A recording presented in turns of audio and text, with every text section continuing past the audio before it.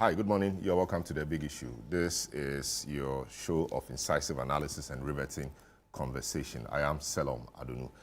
This morning on The Big Issue, we have three key issues for you. The first one has to do with global info analytics work over the last month and beyond also. They've been putting out some posts and some numbers for the MPP, which goes to the polls in January, and the NDC, which is new in power, but the trick with the NDC is that its leader or the president is not running again. So that makes the matter a bit complicated. There's been some jostling around, there's been some movement around the country of some potential candidates or people seeking or who want to lead the NDC, testing the grounds and all of that. So Musa Danko has done some work on that as well. Some names have come up, and of course, there are people who think that his post about the governing party is a distraction to the government. The government will have to focus, and Musa's work is not making them focus. But Musa also thinks that you have to focus. If you're a government, you have to focus. We'll look at all of that. Do you have any preference for who leads the MPP or who leads the NDC? Is it too early for persons in the NDC barely settling in government to be thinking about who succeeds John Mahama? What are the ramifications of that, really?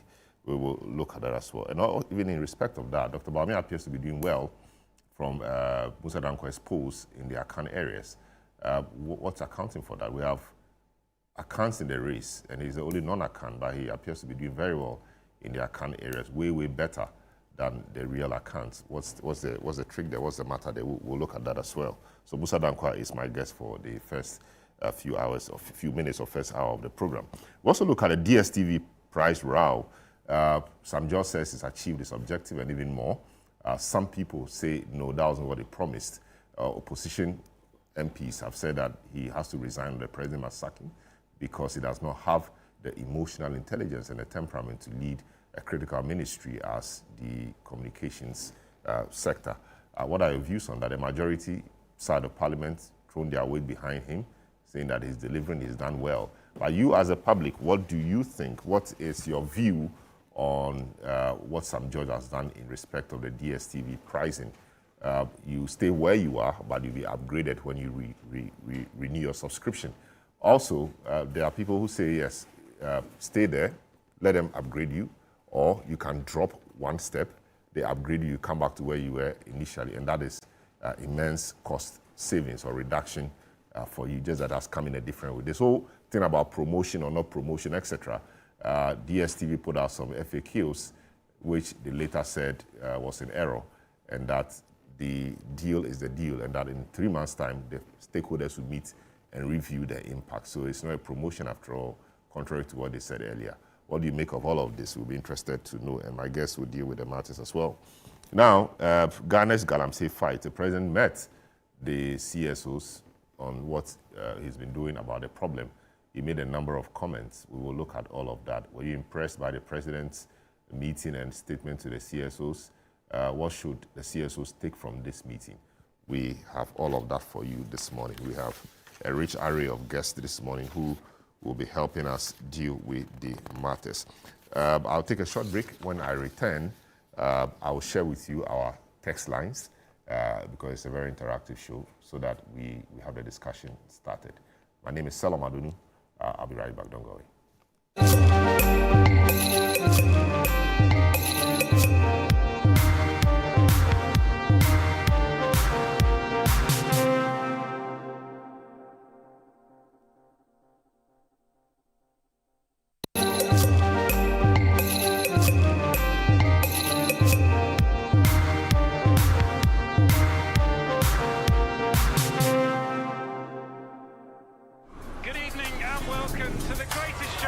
This is a people's game. They will be bubbling about this one for weeks and months to come. Let's go! Lights, camera, action. Put your mind on it, live the life that you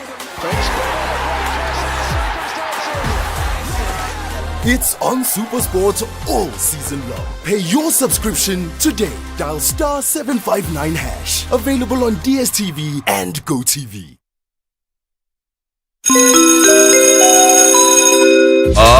Announcing Ghana's first unlimited photocopier leasing. Yes, from just 983 Ghana cedis, you can lease a multifunctional photocopier and print unlimited. Yes, unlimited and free paper every month. Guess what? That's not all. Toners, repairs, and maintenance all are free. And oh, I'm not kidding at all. And we cover the whole country. Yes, the whole country. What are you waiting for? Just visit us at www.valexlease.com or call 0244 644048. Remember, terms and conditions apply. Valix Lease, affordable document management solutions.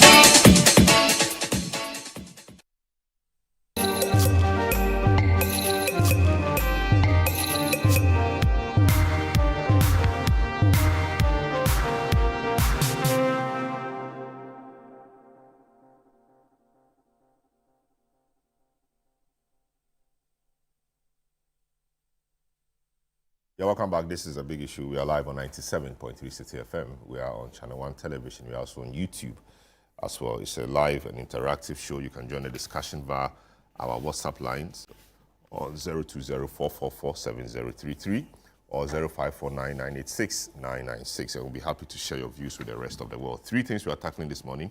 Musa Dankwa is in the studio. We'll look at his latest October poll and what is in it. Some names have come up, NDC, MPP. We'll look at that. Also, DSTV price row. What do you make of Sam George's intervention and the result he made? Others say great, super, he's done well. Others also say this wasn't what he promised. He promised reduction of costs and money remaining in our pockets. But we have value addition. Others say, well, no problem. You can downgrade yourself one, and then by the system, you'll be upgraded. So you'd have made savings for your pockets. We'll look at that. Now, Galamsey, it's a matter we'll continue to deal with until we have a proper resolution of it. So you don't have to get tired with it, because we are not tired with it. The environment is crying, is suffering, is dying, and we don't have to be tired of fighting for the environment. So we'll look at the Galamsey fight. The president met the CSOs this week, and we'll analyze what he told them and what we can take from that. Were you impressed by the comments and the submissions on both sides? There were presentations from the Lands and Natural Resources Minister, from NIMOS, and a few other people. The CSOs asked questions, the president answered the questions, and all of that. What do you make of that? Do we have a clear plan? The president says it's not a time for state of emergency, that when he is advised by the National Security Council, he'll be happy to do that. It does appear that they say they are doing well, or they are reclaiming some lands. There were some interesting pictures that the minister showed in his presentation to the people. Very interesting. Are you impressed about the fight so far? Do you feel government commitment towards resolving the Galamsey menace? What are your thoughts? You can send that to us on 020-444-7033, and we'll be happy to share that with the rest of the world. Let me provide you some updates, then we can begin our first part of it, which has Musa Dankwa in the studio, and will be joined also by Larry Dogbe at some point to analyze the polls. So, a new poll conducted by the Global Info Analytics has revealed that Tamale South MP Haruna Idrisu is currently the front runner in the race to lead the National Democratic Congress into the 2028 general elections. According to the September survey, Haruna Idrisu commands a significant lead among NDC supporters and in key swing regions. In the multi-candidate poll, he secured 30% support ahead of the NDC National Chairman, Johnson Asiedu Nketia, who polled 24%, and Finance Minister Dr. Kesiel Atufosin, who garnered 18%. Other potential contenders recorded considerably lower support levels. In a separate matchup, the poll also shows NDC Chairman Asiedu Nketia narrowly leading Vice President Dr. Mahmoud Bawumia in a hypothetical 2028 presidential contest. The survey places Asiedu Nketia at 50% of national voter support, with Bawumia close behind at 45%. The remaining 5% of respondents expressed preference for an alternative candidate. These findings point to a potentially tight race between two political heavyweights, with Asiedu Nketia holding a slim 5-point edge over the NPP's Dr. Bawumia. Well, Musa, welcome to the program. Always a pleasure to have you. You've been doing monthly polls on a number of issues, political issues really, looking at the NDC and the MPP. What really do you hope to achieve with these monthly polls? Let me clarify. We do quarterly national tracking poll every 3 months. But in the case of the MPP, because their primary is just near, we are doing monthly delegate polls. Monthly delegate so for the MPP, we are talking to delegates every month, whereas in the case of national tracking, it is quarterly. Okay, great. Look, we have been doing this since 2019, and we have sought to provide the public the platform to hear the views of others. You know, your voice, just your voice. But your voice, when aggregated, becomes the voice of the people. So what we are doing is just bringing out what people are thinking and saying about national issues. And for the conversation to be kind of focused on data rather than hearsay. So what we're hoping to do is to inform and also educate people what people are saying to us they want to do. And we make it very clear that these are the preferences of voters. And then when it is delegate, because it's a delegate who elect the flag bearers, we make it clear, in this case, it is the delegate. We have not done delegates for the NDC, no. What we have done is delegates for MPP and the general public preferences for the NDC. Yes, so talking about that, how do you select a sample? Delegates are specific people. Yes. You know, we don't know all of them. Of course, a lot of them are known. So how do you identify them and poll them? How do you do that? We have the register of MPP delegates with their telephone numbers. And we place random calls to each of these people, depending on the sample size. We allocate the sample size to each region based on the number of delegates who live there. So it's proportionally weighted. And then the calls are made randomly from the system to those delegates. In fact, in this survey that we just released, the 2,700 people we interviewed, they came from 241 constituencies, randomly. I see. So now let's get into it. The MPP is going for primaries in January, and a number of persons have, expressed interest or actually picked forms to run. The persons include Dr. Baumia, 2024 flag bearer, former vice president, Kennedy Japan, who entered the last race quite late, but people were impressed with his performance. Educhum, Yahweh Educhum, former education minister. Kwabna Ejipon is in there, and then Brian Champon, who is a first-timer, same as Yahweh Educhum. What really are the polls saying in respect of these people? There are two polls in this report. First one is the general public perception about who they prefer to lead MPP. And on that score, Baumia leads with 57.4% among all voters. Kennedy on 29.3% among all voters. Yahweh Educhum 6%, Brian Champon 4.6%, and Kwabna Ejipon 3.3%. But if you look at the delegates separately, then that looks a different picture. With the delegates, what you have is Baumia leading with 47%, Kennedy Ejipon 17%, Brian Achampon 3%, Yao Ose Educhum 1%, and Kwabna Ejipon 1%. But there are 4% of delegates who said they will not disclose their voting to us. And then another 27% said they are undecided. Usually, from your experience, when people say they won't disclose or they are undecided, what does that mean?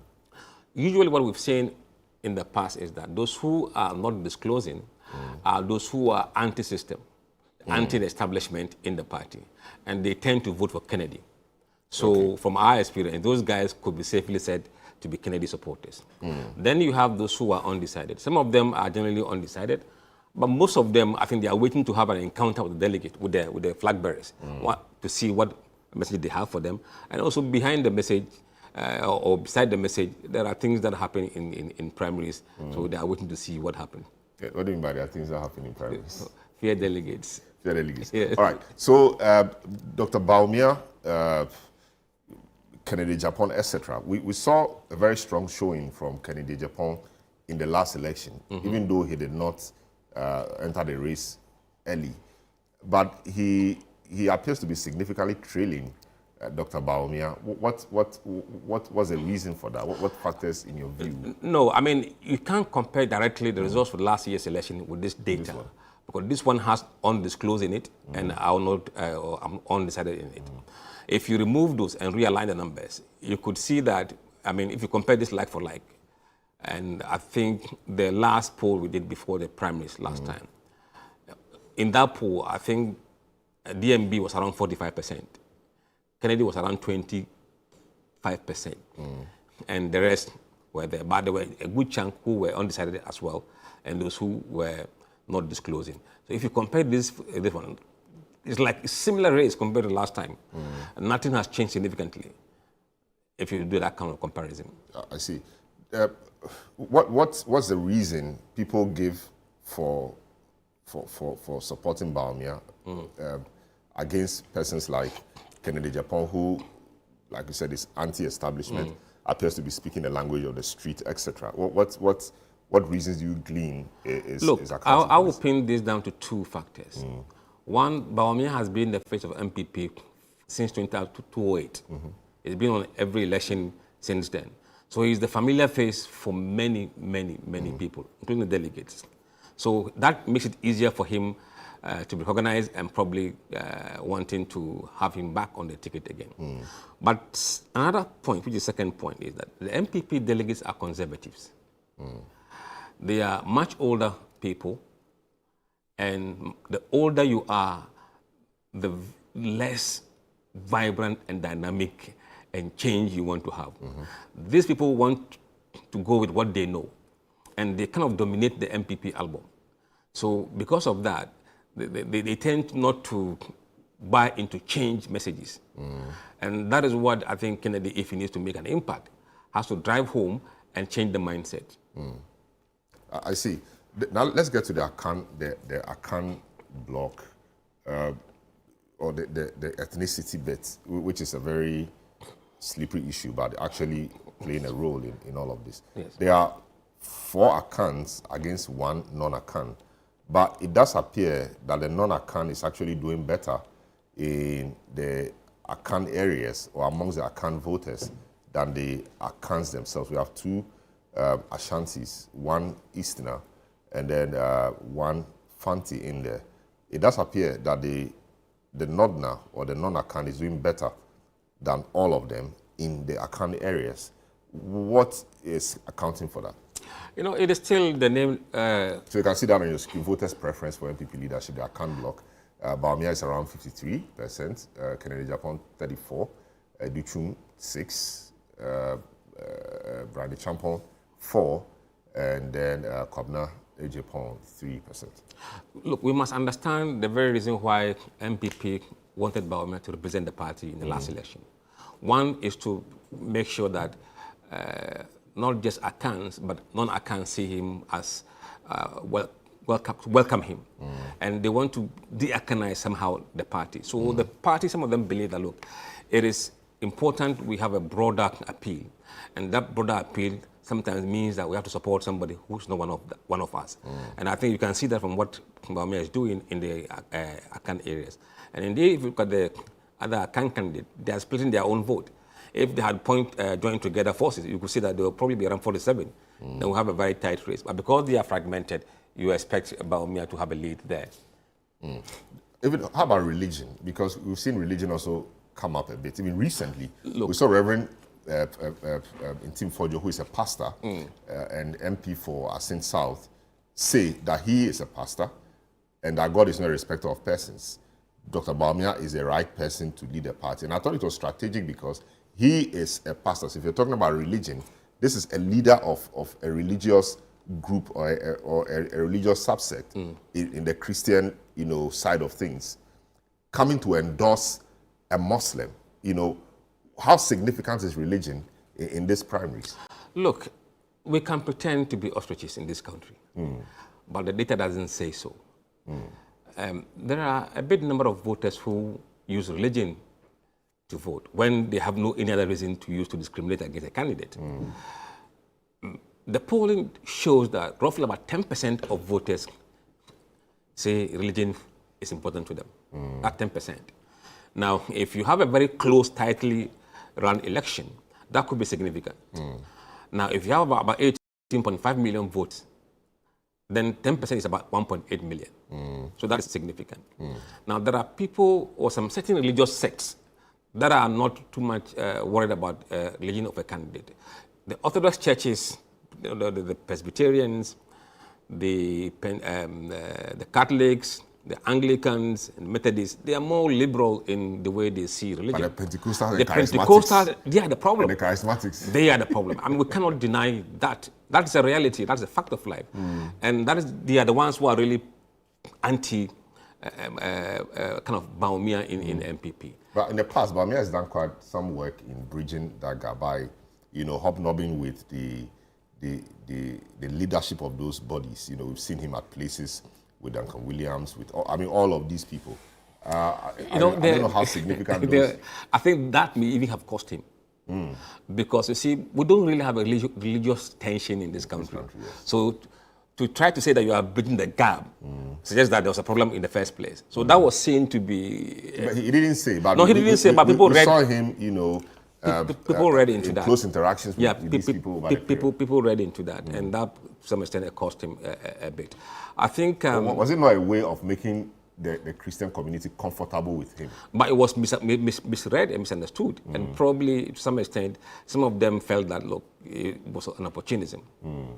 Wow, I see. Now let's get back to it. The Northern Bloc solidly behind him in the slides, or in the work, we see that Dr. Bawumia pulls 73% among the Northern Bloc regions, the 5 regions of the North. Kennedy Japan makes only 17, Educhum 4, Brady Champon 4, and then Engineer Kobna Japan just 2%. So the Northerners are actually in for their person. Perhaps they want one of their own to be up there. Of course, one of their own is still up there, but they appear to be more discriminatory in this sense than their accounts are. Yes, and being the only Northerner in the race, you expect them to kind of coalesce around him. And then you see fragmentation again among the other candidates. So it's natural that you see him in the North like that and getting the Northern support.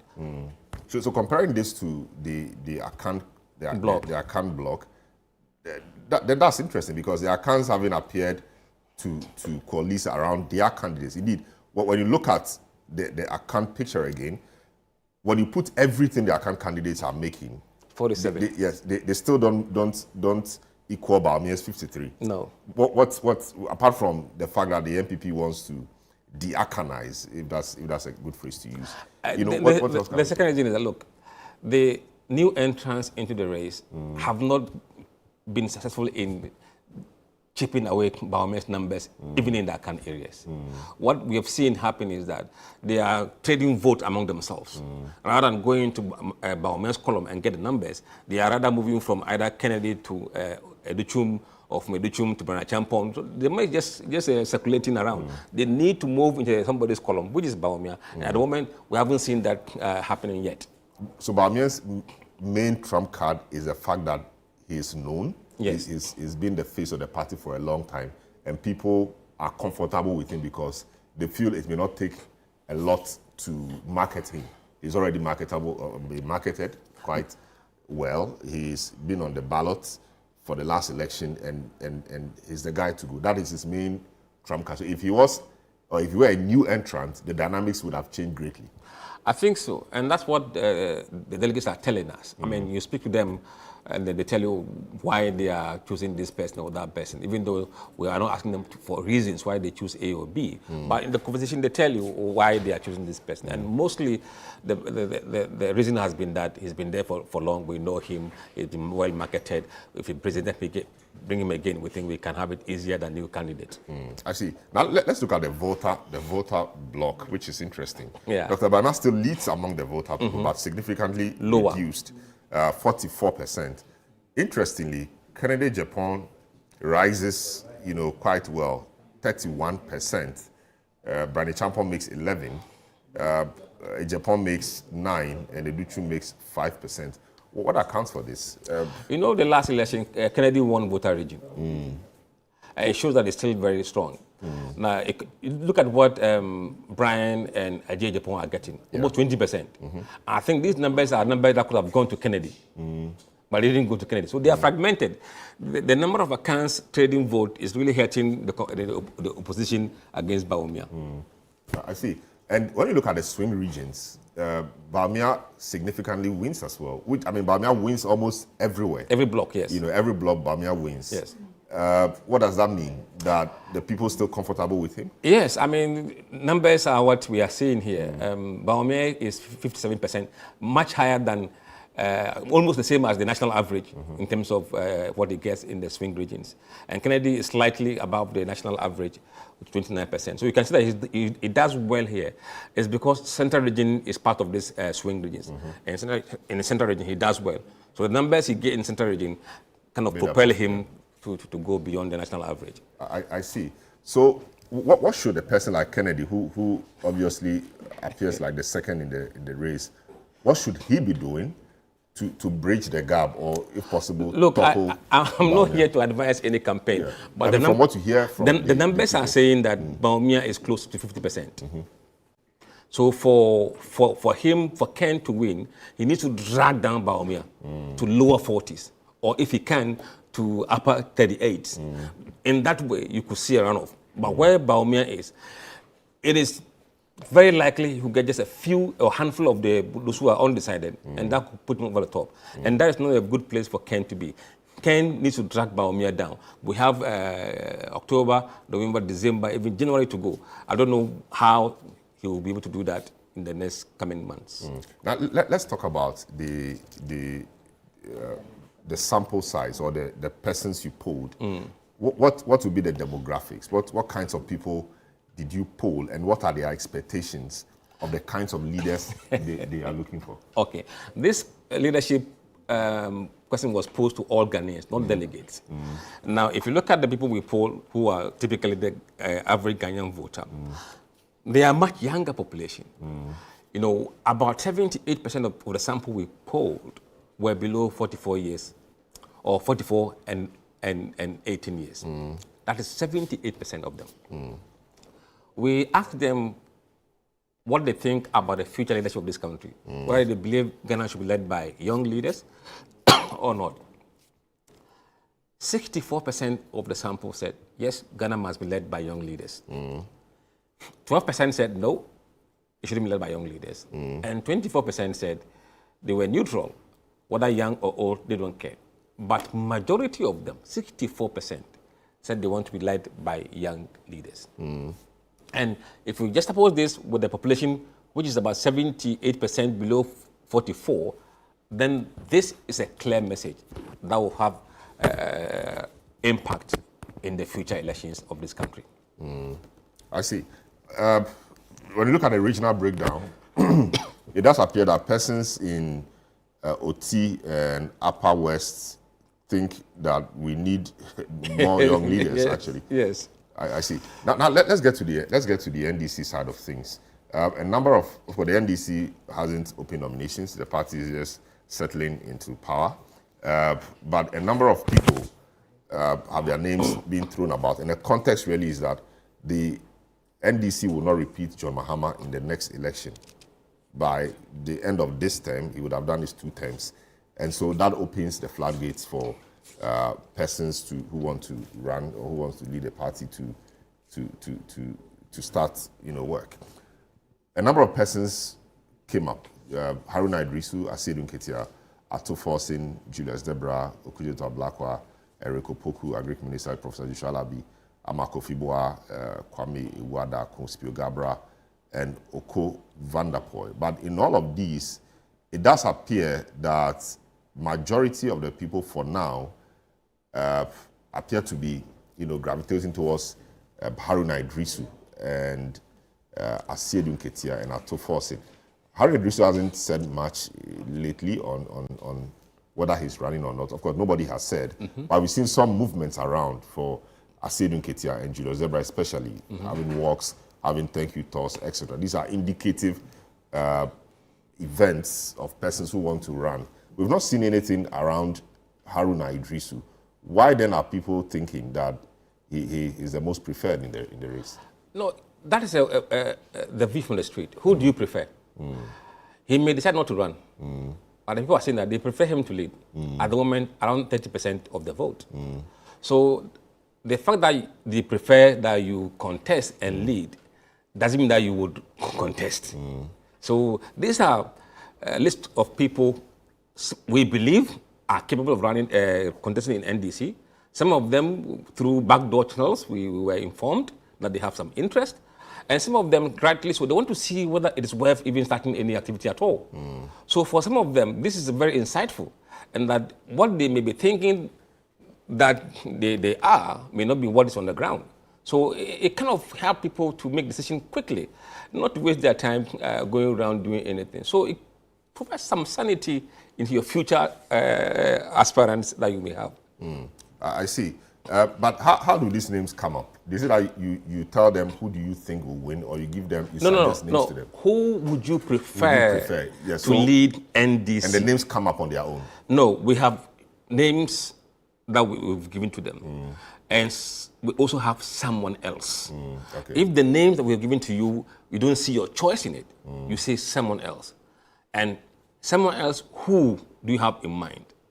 Then we give a chance to free will, tell us who you want. Yeah, and it's interesting. I mean, Haruna leads this, but the vice president is not in the list because perhaps her name... It is our decision. Look, she was in the first survey we did in April.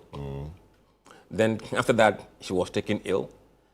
And when she came back, she tried to come back to the government. And as pollsters, sometimes you make some judgment calls. We also looked at how old she would be in 2028.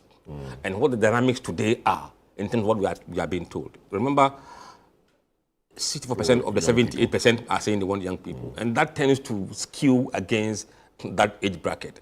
So on our own, we felt we should take her out and to see how the race changes with her not being in the race. It is also something that we use as insight to see how her vote dispersed. And then also, look, there are certain names we know will not contest, but they are there for strategic reasons. From certain block, we have the voter block, we have a black one there. We have the GAN block, which is the Professor Alabi and Oko van der Poel. And we have the Akan block and Northern block. We want to know the alliances. If this person is not in the race, where does the block move to?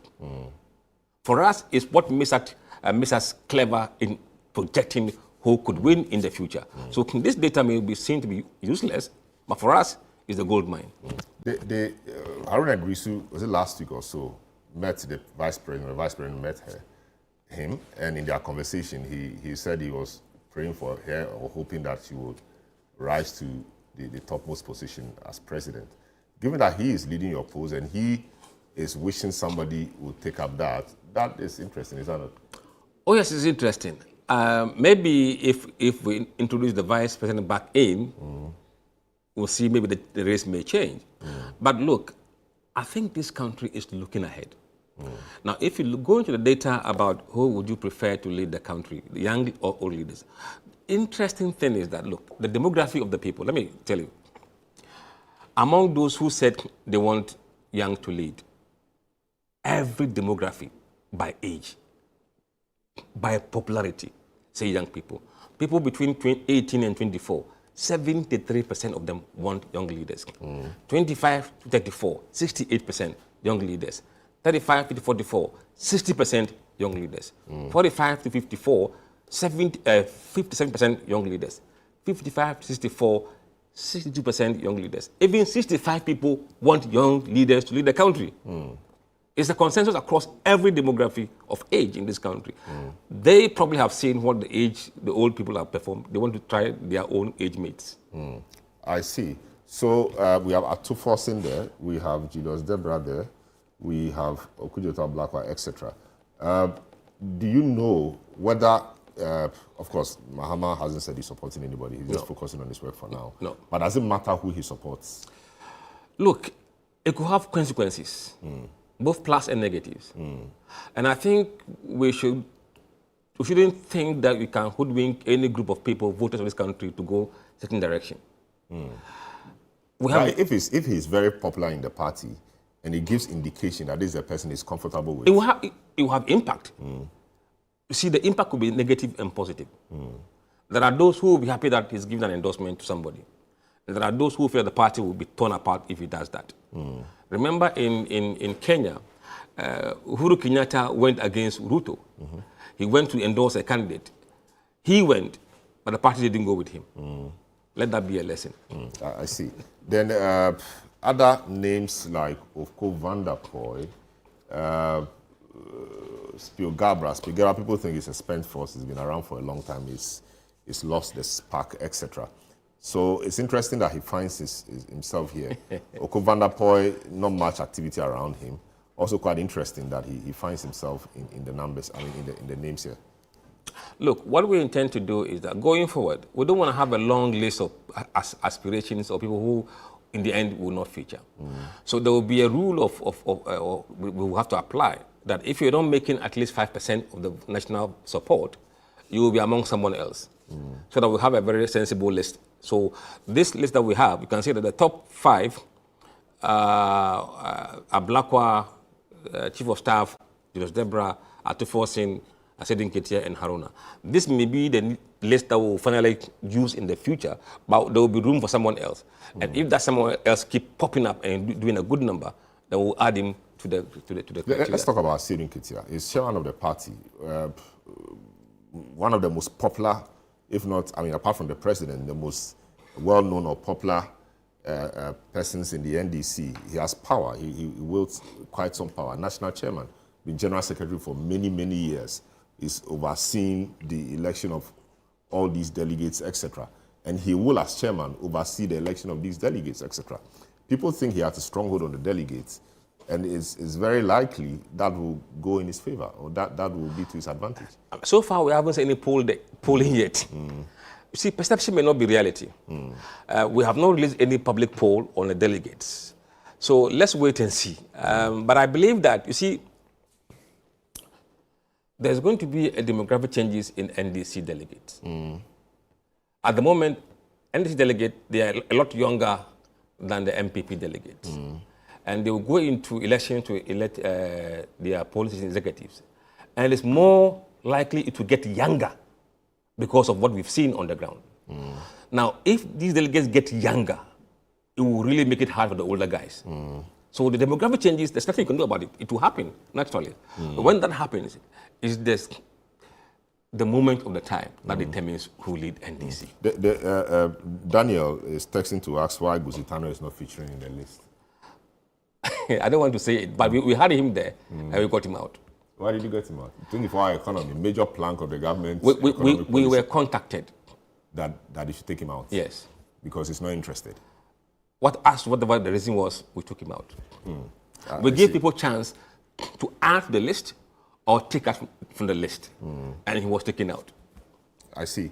And the NDC generally appears, as we sit or as we speak, to be quite more popular even in swing regions in the general race. The general party to party. The head-to-head race or polling. What, in your view, accounts for that? Is it because the party is new and the party is still enjoying the goodwill? Or what's Look, it? MPP is in a very difficult situation right now. And it starts from the party affiliation of people who openly say they are MPP on the street today compared to NDC. Openly on the street today, if you encounter voters, 42% of them will say we belong to NDC. MPP at the moment is 27%. That is 10 points lower than where they have been, where they were in October 2024. So MPP as a brand has been bruised. And that is affecting how their candidates would perform in the future. Now, they have to get their acts together and go up in the numbers in terms of party affiliation. Otherwise, it will be tough for them. And what we have seen in the head-to-head is a reflection of that and also the perception of performance of the MPP in the last administration. That performance perception will hang on their neck for some time. They have to find a way of jettisoning it. I see. So in the head-to-head, it does appear that for all the candidates you pitched against the MPPs various candidates, the NDC appears to be doing better. Now, let's look at Haruna again and the JM factor. Haruna is from the northern region. JM is also from the northern bloc. There's the talk on the streets that maybe a lot of Ghanaians will not want people from the same region to lead them twice. Did that find expression in your work? Look, those may be misconception among voters. If that was really what on people's mind, he wouldn't be leading the pack in terms of what you saw. But again, I can say that if the race consolidates, you can see the accounts coming together and that will give them. But look, we are in the Gen Z era. Gen Zs who are less tribalistic and less religious, even though the sentiment of religion in our politics is mostly among older voters. Now, the problem I can see is that, look, it's typically for NDC. Unlike MPP base is about 65% ACAN. So they can choose ACAN any day, any time, there will be no problem. But with the NDC, it's a smaller group of 20% there, 30 here, 19 there. So you need the collection of all the blocks to come together to help you. If you are in that situation, you tend to compromise a lot. Now look, we have given you guys a 10. If you are done, the other groups, 3 blocks will say, oh, now it is our 10. So I think for the delegates, it is much more of a delegate issue than a national issue. So the delegates may think that, okay, Northerners have had their 10, let's try other blocks. I see. This is the big issue on 97.3 City FM. We're also live on Channel 1 television and on YouTube. The show is live and interactive. You can join us via our WhatsApp lines displayed on the screen and on 0549 986 996 020 444 7033. I'll be happy to share your views with the rest of the world. Musa Dankwah is the executive director at the Global Info Analytics, conducts polls, and he's conducted he's done some work in October, and we are looking at these works.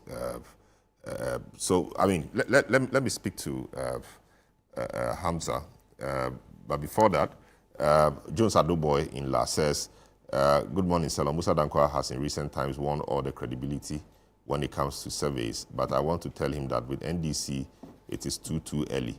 He must allow the president to focus. The micro minority calling for some judges' resignation shows that they are not serious as a party. Even if some judge manages to get 0% DSP, what percentage did the MPP manage to get in 8 years? They should give us a break. Well, that's two things put in one. Hamza, I'll come to you.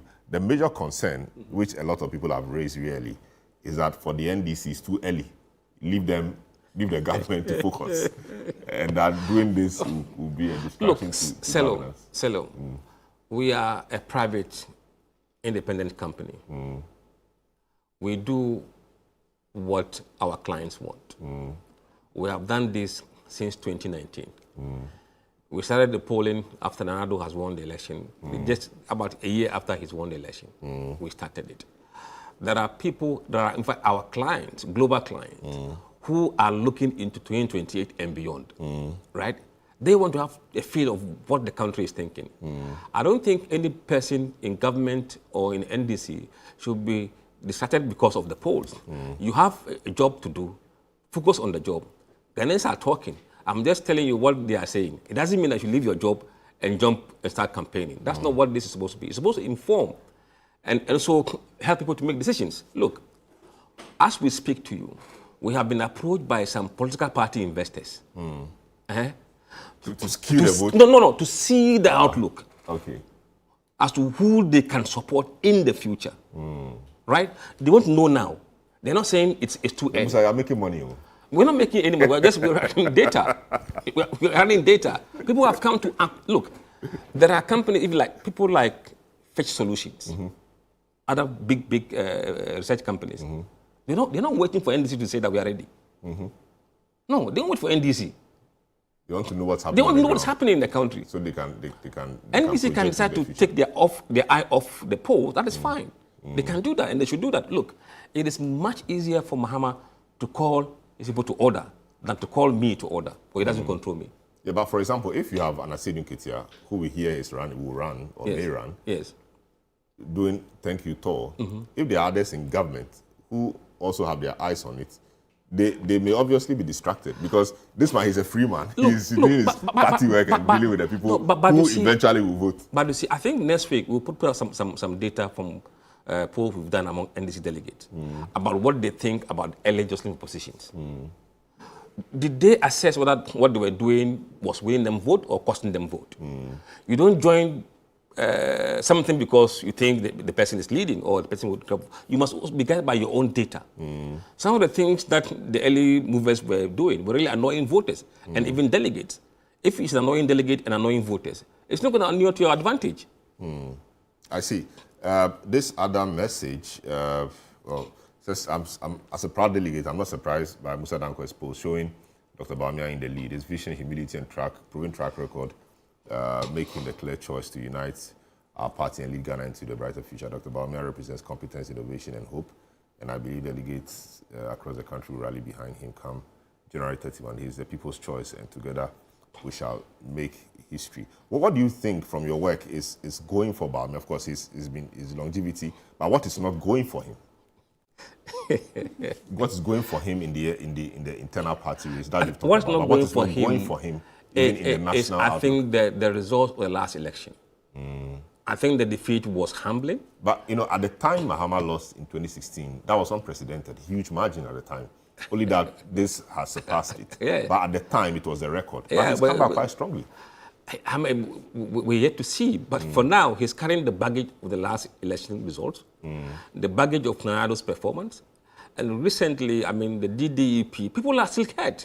So those things are fresh in people's minds. Yes, but he has said many times with that number that he was not a guy. And these days we hear a few things about his disagreements with some of these policies, but he had to play ball. I mean, he had to support the government. We saw what William Ruto did in Kenya. But the Kenyan situation is very different. I'm just... He disagreed with the boss and openly rebelled against the boss. So the people trusted that he wasn't in keeping quiet. But the Kenyan system, Nigeria system are quite different from our system. It's the price he paid for keeping quiet. You can't eat your cake and have it. He paid the price for being quiet. In the political system, that rewards loyalty. If I was him, it doesn't matter. Now he's paying for the price of being too loyal. So he should have resigned when he didn't support No, not resign, but his voice should have been made clear that on these matters, I disagree with my party. But in fact, we heard him in the e-levy, before the e-levy. He said it was a no-no. Later, it was done. Of course, knowing that he couldn't openly disagree with the party or the government when that decision was made, couldn't we have used his earlier position to indicate where he stood on that? I remember in the UK, we have people called the spin doctors. They are political strategists who can spin well. If you have a very clever political strategist, he can find a way out for you. In a way, you look or come across as, being dissenting, at the same time part of the team. So you must, there's a balance you need to have. People didn't see that. And it was difficult for him to be trusted that when he said that he wasn't in charge, he was a driver's mate. And that really didn't go down well. I see. That's Musa Danko. But, Musa Danko started credibility, but now he appears to be having everybody around the table. Hamza, I mean, bashing him. People were bashing him. People said he was this, he was that, But one poll after the other, one election after the other, it does appear that Musa's posts are now becoming, the main staple. Let's see. Hamza, I mean, interesting polling from Musa, especially on the NDC front. What is the base of your party saying beyond what you've seen? Or is Musa's work reflective of what's on the ground, as far as you know? Unfortunately, good morning to you, Selorm, and good morning to my brother, Musa Danko, and of course our production team and our cherished viewers and listeners out there. Unfortunately, I'm not able to answer a definitive yes to that particular question because I have not done any form of survey as to the expectations. What people tell you, as to the expectations. I have not had that conversation, to be very honest with you. I've not had that kind of conversation. You are focused on governance. Absolutely. For us in the National Democratic Congress, I think that the objective now is to stay true to the social contract that we signed with the good people of this country, based on which they gave us an overwhelming mandate on the 7th of December 2024. And that should be the focus of any operative of the National Democratic Congress, and of course His Excellency John Dramani Mahama. And for me personally, I am also concerned about the legacy of His Excellency John Dramani Mahama. Like his research has revealed, we are coming from the northern extraction of the country, and so his performance would go a long way to impact on our political future as young men and women coming from that particular geographical extraction. And that is the reason why many of us are committed to ensuring that at least he leaves behind a very successful legacy that we can all take pride in, hopefully to be able to push our political aspirations forward. But you see, Selorm, the reality also is that one cannot resist the temptation to attempt commentary on the findings of my brother Musa Danquah, especially the bit about ethnicity. I am waiting to see how that would play out, because I belong to the school of thought that, look, this country has come a long way. And if in the past we have had the situation where we've handed over from one southern president to another southern president, I don't see how it should be difficult for a northern president to hand over to another northern president, especially when it should be clear by now that even on the other side of the political divide, that is the New Patriotic Party, they are likely also to present another northerner. And for me, I think that it should not be part of our concern.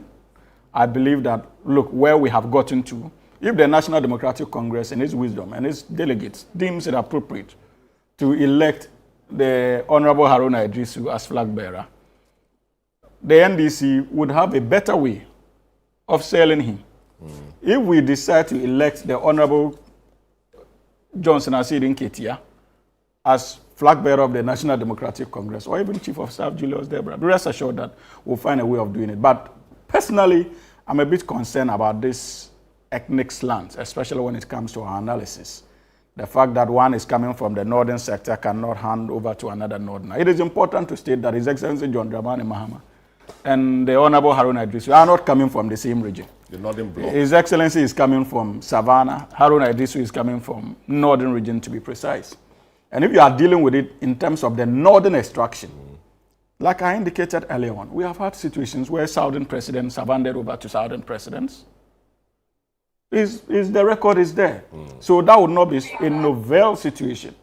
The fact that it is going to the north does not mean that the situation is going to be novel. Absolutely not. That track record in our political discourse is concerned. However, my concern with the figures is about the issue of ageism that you have captured succinctly as far as your analysis are concerned.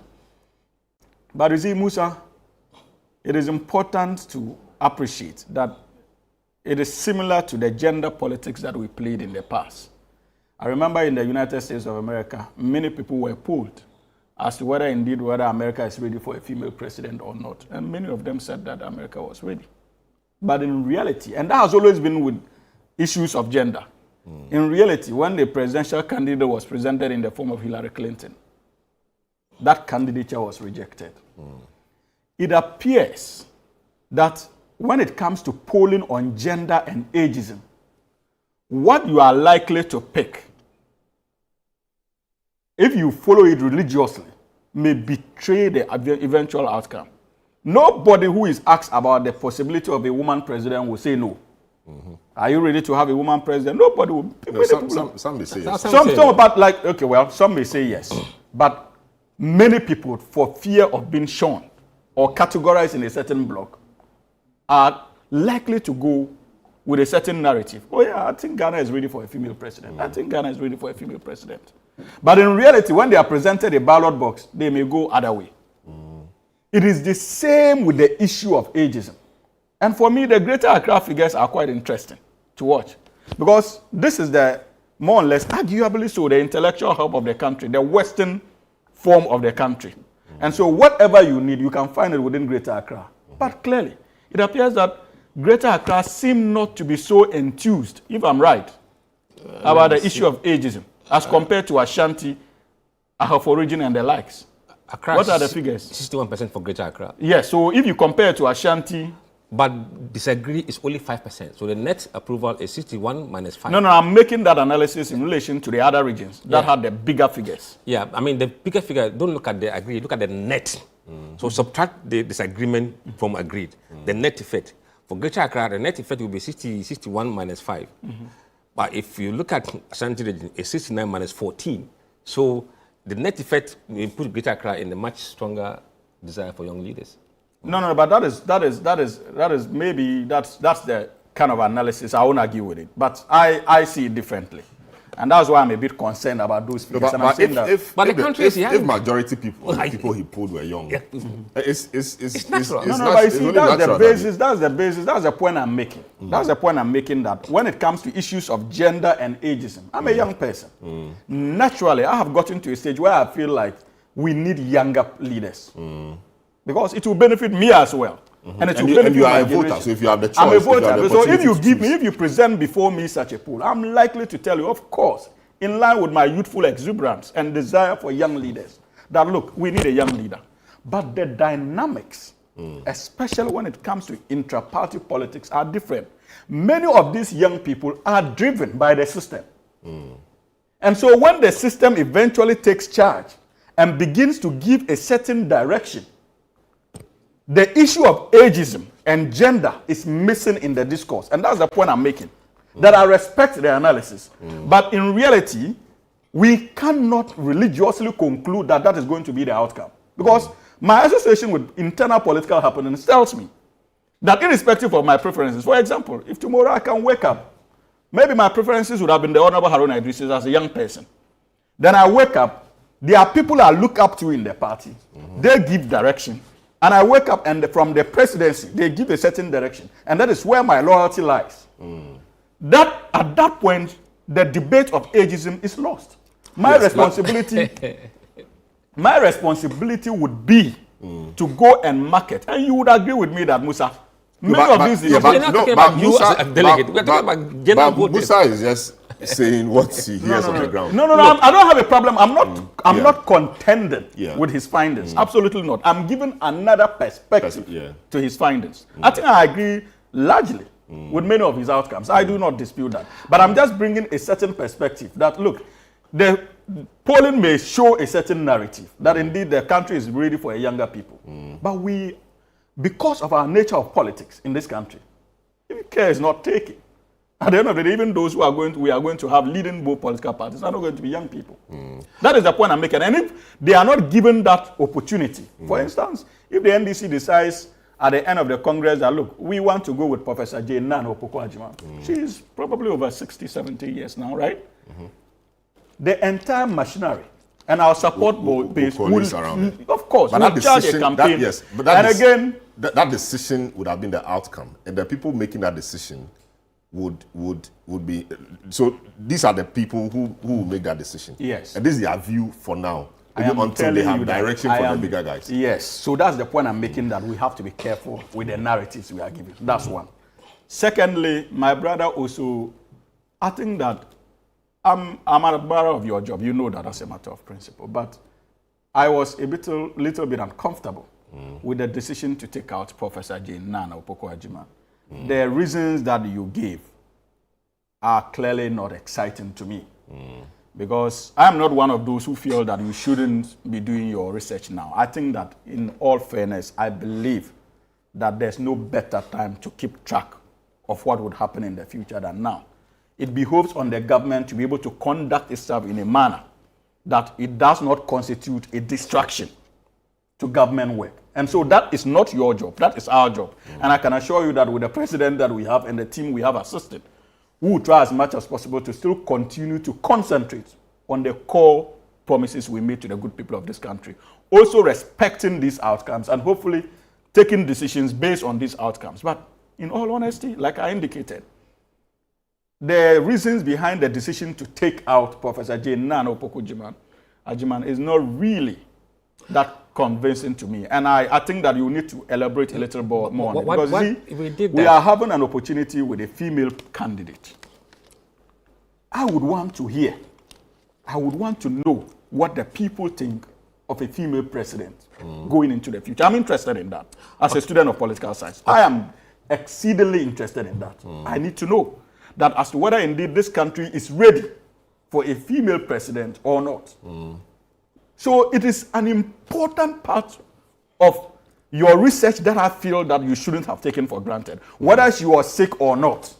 That is one point that we need to understand, because just as ageism, the issue of youthful leadership, the issue of gender participation, especially female, is an important Musa, plan. he makes a good point there. You don't agree? No, I agree. Yeah. So there's a slide you have on the screen on the regional breakdown on how Musa's work reflected what the views of people were in terms of having young leaders, and you could see Upper West and Oti region leading in that pack, wanting young leaders, etc. Yes, but he made a because he made the a vice point. presidential position is quite a significant. And in many instances, they are the natural successors, like Baumia, like Professor Mills, etc., like John Mahama. Look. So to take her out, that is quite It significant. was my call, and the list we have there is not exhaustive.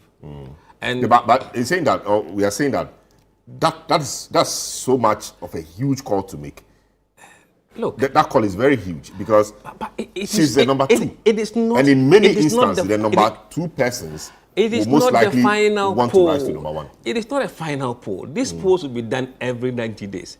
So the call is out there. We'll bring her back in and see how the numbers changes. But the when- other point is that the fact that she's not in, if she wants to run, this disadvantages her. No, Given how your no. polls, given how your polls Absolutely. are That's going why I with was this concerned. big- Look, no. In That's fact, why I was concerned. In fact, taking her out could even announce her advantage. But then now the cry is out. If we bring her in, people will be aware of all the issues and make right decisions. Because people may think that she has indicated that she's not running. That's what you But have we put out there, if anyone thinks this list... But I'm saying that a person like Professor J. Nana Pukwajiman should not be one of those. It should be natural. I called, look. Yeah, but no, is that call we are questioning? No, look, it's my judgment call. Or we can't question that because No, but you see, Musa, that is where I have my problem. No, let me that's why I have let to me register add. that. Hamza, No, let me okay. land. It's a call that I made that I take full responsibility of. Okay. And from what I have seen, I will bring her back in. So the next round, you're Yeah, assuring us yes, that you bring she'll be Prof back in. in there. Yes. The other point is that you said political investors want to know a few things. Yes. That's why in the case of the NDC, for example, Yes. even though people Even say it's then, early, people still want to know. Even though people say it's early, you still decided to put it out there. The question is, if political investors want to know, why don't you share it with those political investors rather than sharing it with everybody? But, Selorm, you as a voter, as a Ghanaian, wouldn't you want to know what others are thinking? Wouldn't you want to know? Of course, I want to know. So that's the reason. And we work, I also want to and we know. work in the So that I public can interest. determine who to support. We work in the public interest, not political party interest. So see. as Let- what let- they think, for let us, me bring it's in Haruna not actually there. Mohammed, Deputy General Secretary of the New Patriotic Party. Haruna, good morning.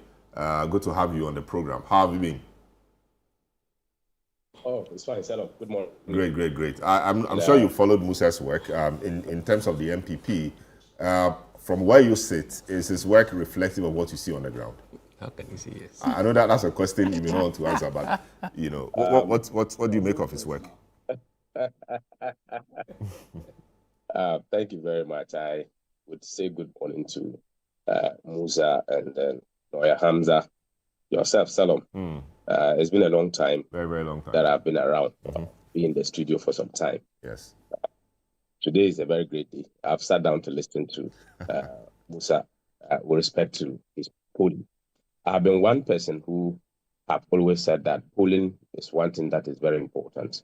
And in general, research work. We in the MPP can always disagree with any research finding that comes from any other quarters or any other professional. But we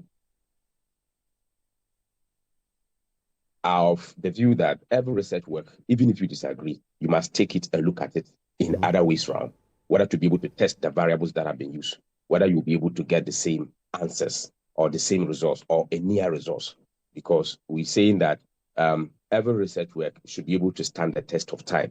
And that is why there is a constant review of research. And in his view, he's saying that he's doing this quarterly, but because ours is very close, he's doing it monthly. It will be very difficult for you to be arguing so much with Musa. The reason being that he himself, personally, on the show have indicated that perception may not be reality. And every poll is a perception. So the perception that you put out there or the poll you put out there necessarily doesn't give you the actual results as in the poll. You may get it, you may not get it. So it's also a perception. So because of that, I don't normally argue with researchers or those who do polling. I only state my disagreement and also point to the variables that have been used, because the variables that if I use it, it can also tend to be a different thing altogether. But looking at the angles in which he has posited all his variables in terms of polling on the MPP and on the NDC. For us in the MPP, I'm a leader within the MPP. It will be very difficult for me to speak so much to it, because I need to be very independent. I need to be very free and make sure that we give the grounds to everybody. But in terms of the polling, you see that all of them have dropped certain numbers. All the 5 candidates have dropped in certain numbers with respect to their previous polling that he did. It means that there is a great work for people, the followers of these particular individuals, to look at it and ask certain questions, certain critical questions as to why there is a drop and where the drop to has accumulated. How do you get it, or how do you fit in? And that is why we have what we call the SWOT analysis. You have the strengths and weaknesses, and then you look at the strengths and weaknesses, which you take as an internal factors for you, and then the other ones as the external factors. How do you turn your external factors to be advantageous to you? So it is left with them to be able to use Musa's work if they desire to work with it, or to use it as one of the input into their work going forward into the primaries, to be able to work to their advantage. And that is what they have to do. With respect to the NDC, I've heard my brother Hamza says that for him, he doesn't think that when they say John, His Excellency John Dramani Mahama and Haruna, they are coming from one region. I think he wants us to be very smart in that particular circumstances. But when they say the Northern Bloc, it's the Northern Bloc. Even you can extend the Northern Bloc to the Bono East region and even the northern part of Volta. So the Northern Bloc is big, and that includes where Honorable Haruna and His Excellency the President is coming from.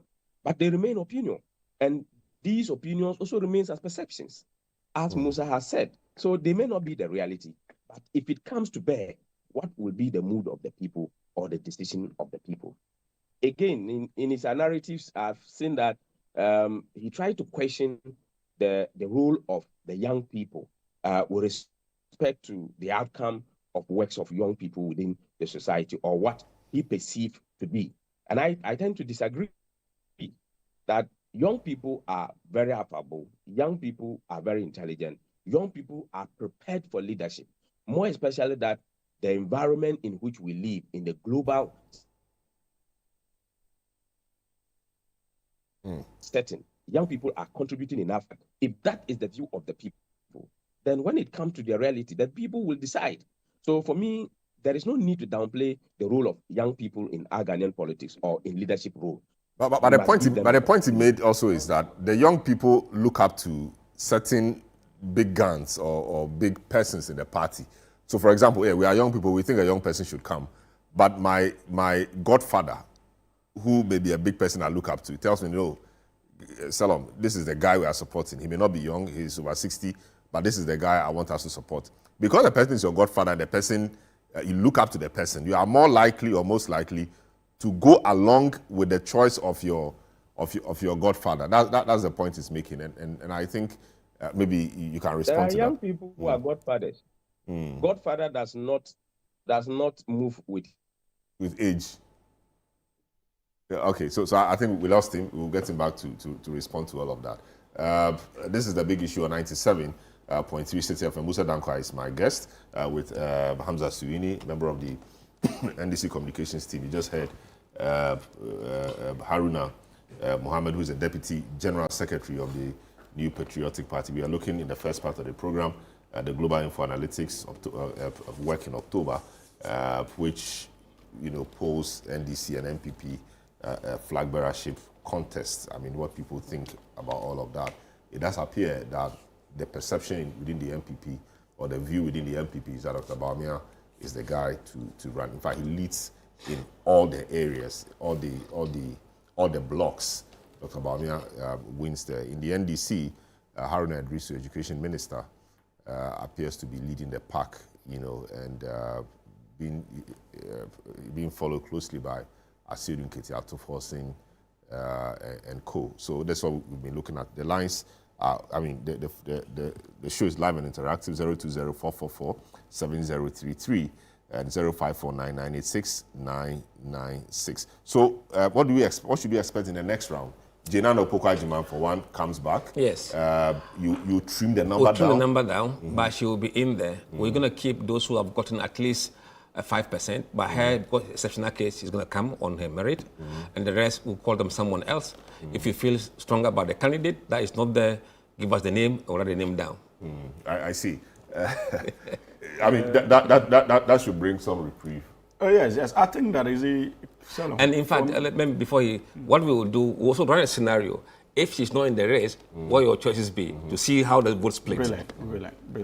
I think that we have contributed meaningfully to research. To research. And that is the essence of this discussion. And that was the reason why I raised it. When you say it is not because when you say it, is it likely that Prof may want to have a stab at the presidency?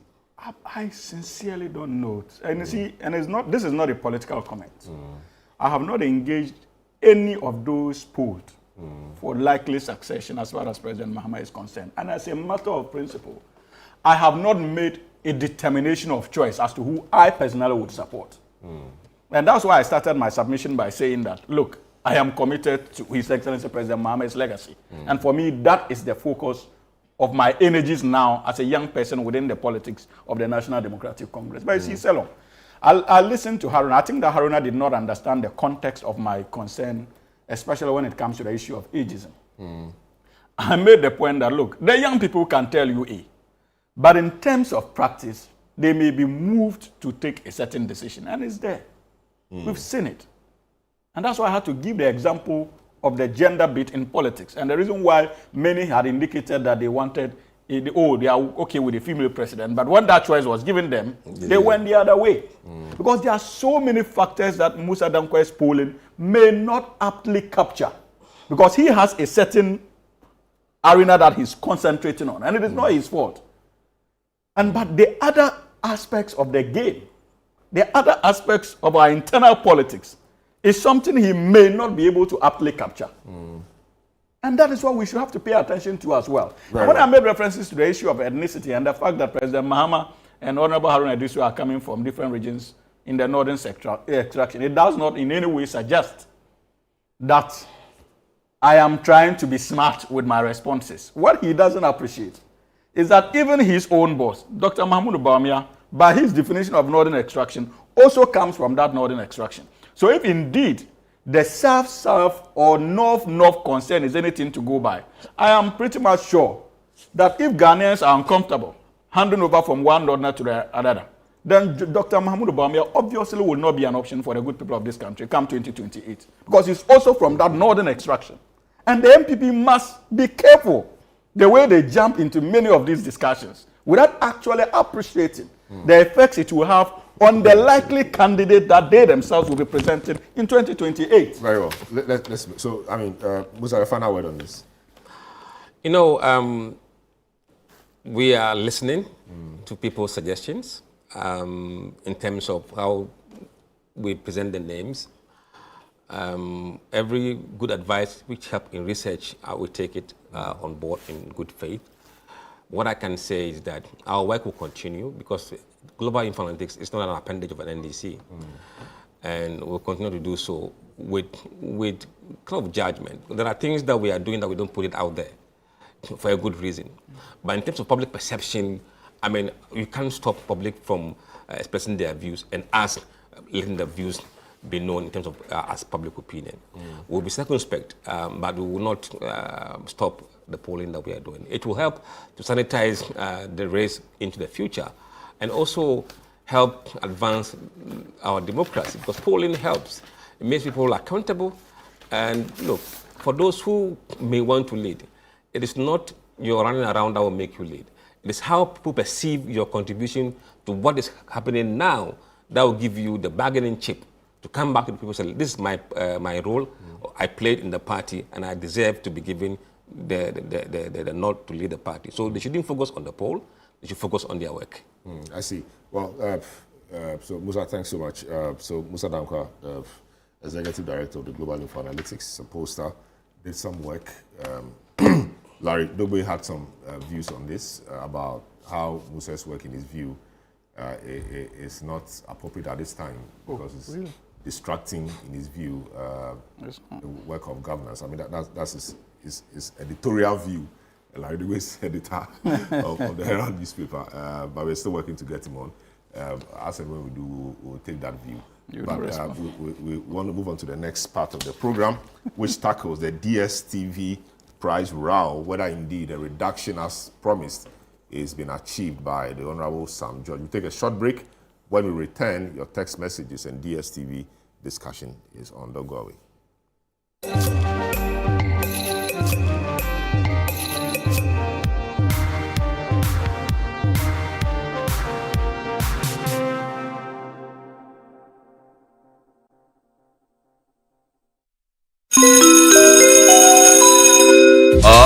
Announcing Ghana's first unlimited photocopier leasing. Yes, from just 983 Ghana cedis, you can lease a multifunctional photocopier and print unlimited. Yes, unlimited and free paper every month. Guess what? That's not all. Toners, repairs, and maintenance all are free. And oh, I'm not kidding at all. And we cover the whole country. Yes, the whole country. What are you waiting for? Just visit us at www.valexlease.com or call 0244 644048. Remember, terms and conditions apply. Valix Lease, affordable document management solutions.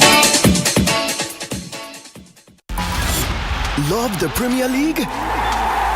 Your DSTV premium subscription could get you there in real life, Charlie. Stay connected for your chance to watch the Premier League live.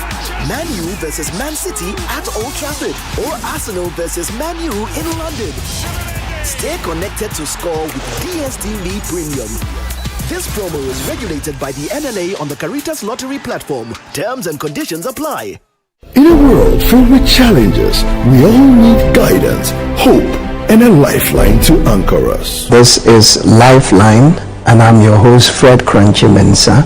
From social issues, relationship challenges, and family matters, Lifeline is here to inspire, uplift, and guide you on your journey. Where we give you support, where we hold your hand through the valley and through the thick and thins of life. Join Bishop Fred Crunchy Mensa. I welcome you especially to Lifeline. Every Tuesday and Thursday at 10 p.m. right here on Channel 1 TV. Let's walk this path together, strengthen our faith, our families, and our lives. Lifeline, because every soul deserves a guiding light. Tune in to Lifeline on Channel 1 TV and let's grow together.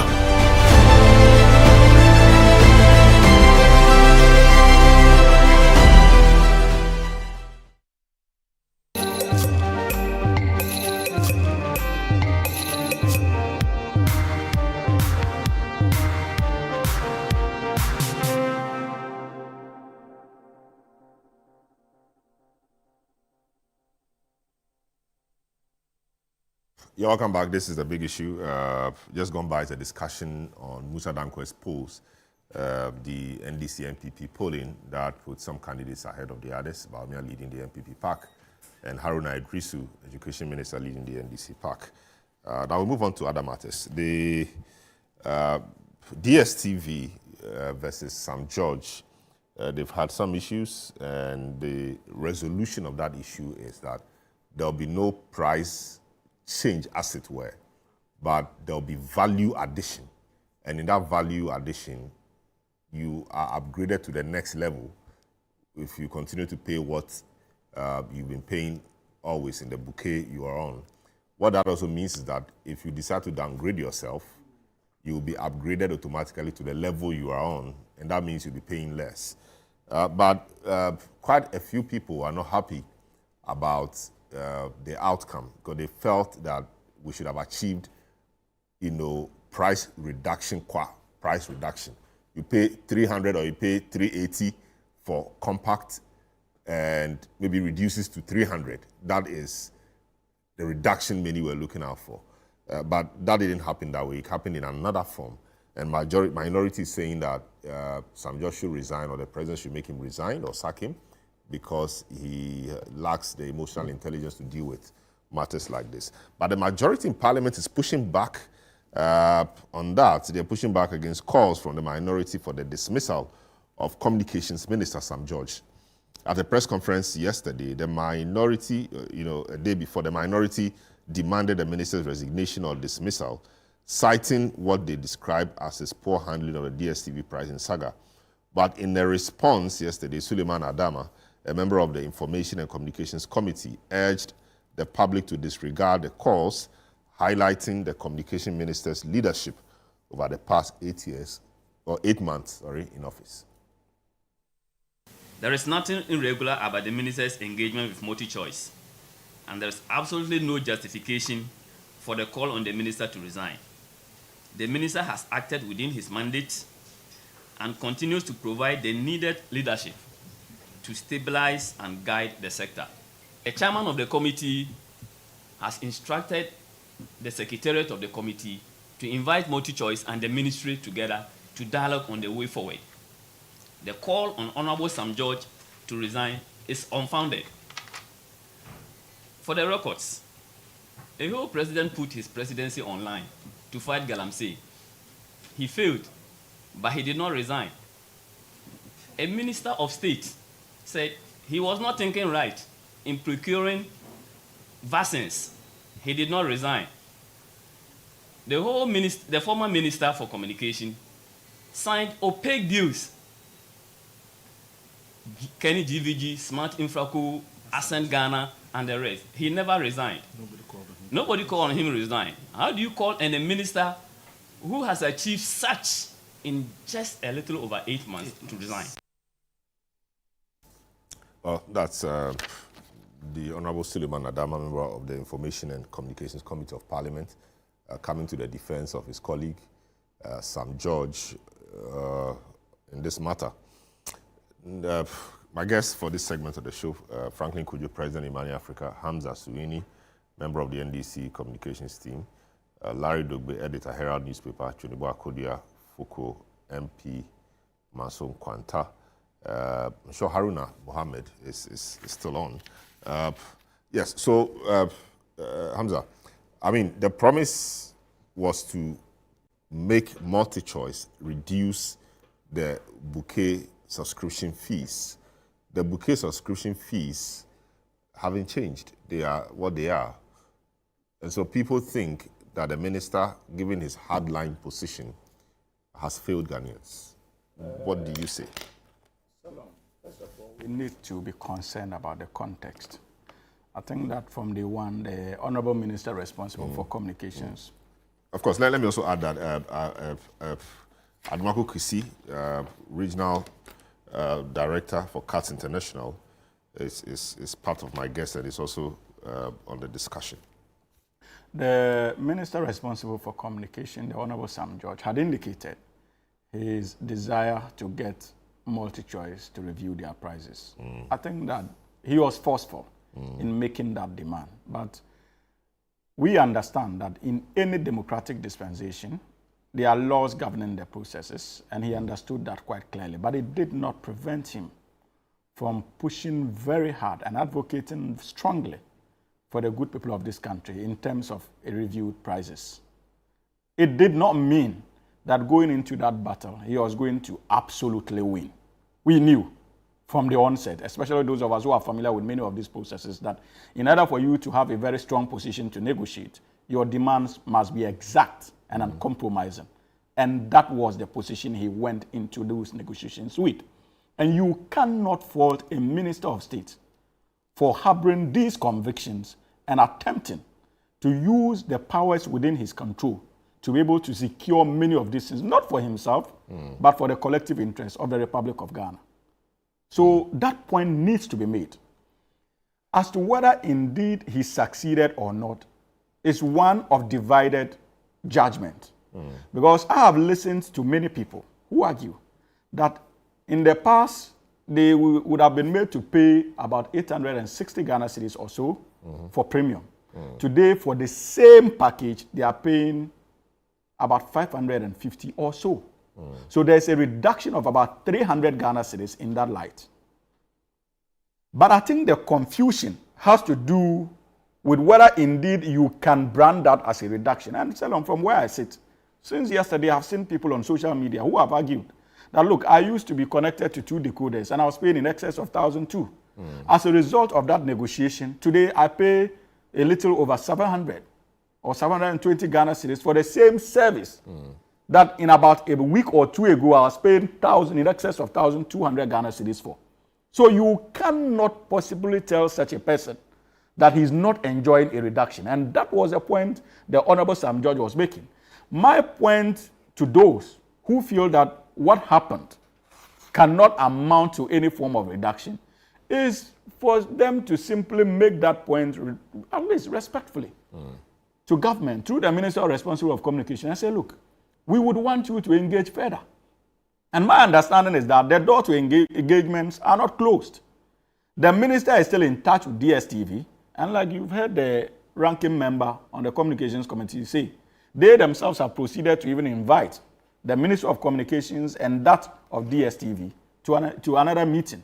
So the opportunity for more engagement is still open for all of us to take advantage of. But when I listened to the press conference of the minority yesterday, I came to one conclusion. We are dealing with a minority that has decided to major in pettiness rather than concentrate on the many issues that really concern this country. Because you see, Selorm, what at all are they fighting over? Why the calls for resignation? The conduct and the communication, how it was done, this is a business entity and how it was, people think it could have been managed better. And here we are, this was what they promised before. We said we will not take it and we've gone back for it. No, they did not promise that. We did not hear them promise that. What Sam George, Minister responsible for communications, has presented is been deemed as a reduction in the quarters of some people. Others feel it as a review of the packaging structure of multi-TV. But in any way, there's a reduction in terms of the prices. Because what you were paying more for today, you will pay less for that similar service, for that same service. So that is in itself a reduction. And that's the point I'm making, that look, as for his posture, what posture did you expect him to have? He was simply advocating on behalf of the good people of this country, sending a strong signal that this country would not stay idle for MNCs, and if I say MNCs, multinational national corporations, to take us for granted, especially when it comes to the interests of the Ghanaian people. And what is wrong with such a posture? What is wrong? Being forceful. We've known Sam George and the way he goes about his demands and politics. And so this was no different. The most important thing is that he reached a position with multi-choice. And that has led to some measure of reductions. And I don't see why we should be calling on him to resign, especially so when multi-choice has not told us that they have a problem with the posture of the said minister responsible for communications. And that is why I'm finding it a little bit strange that the MPP of all the issues, when the issue started, did you hear the position of the NPP on this matter? Did they hold a press conference to support the initiatives of the Honorable Sam George in that regard, calling for the reductions?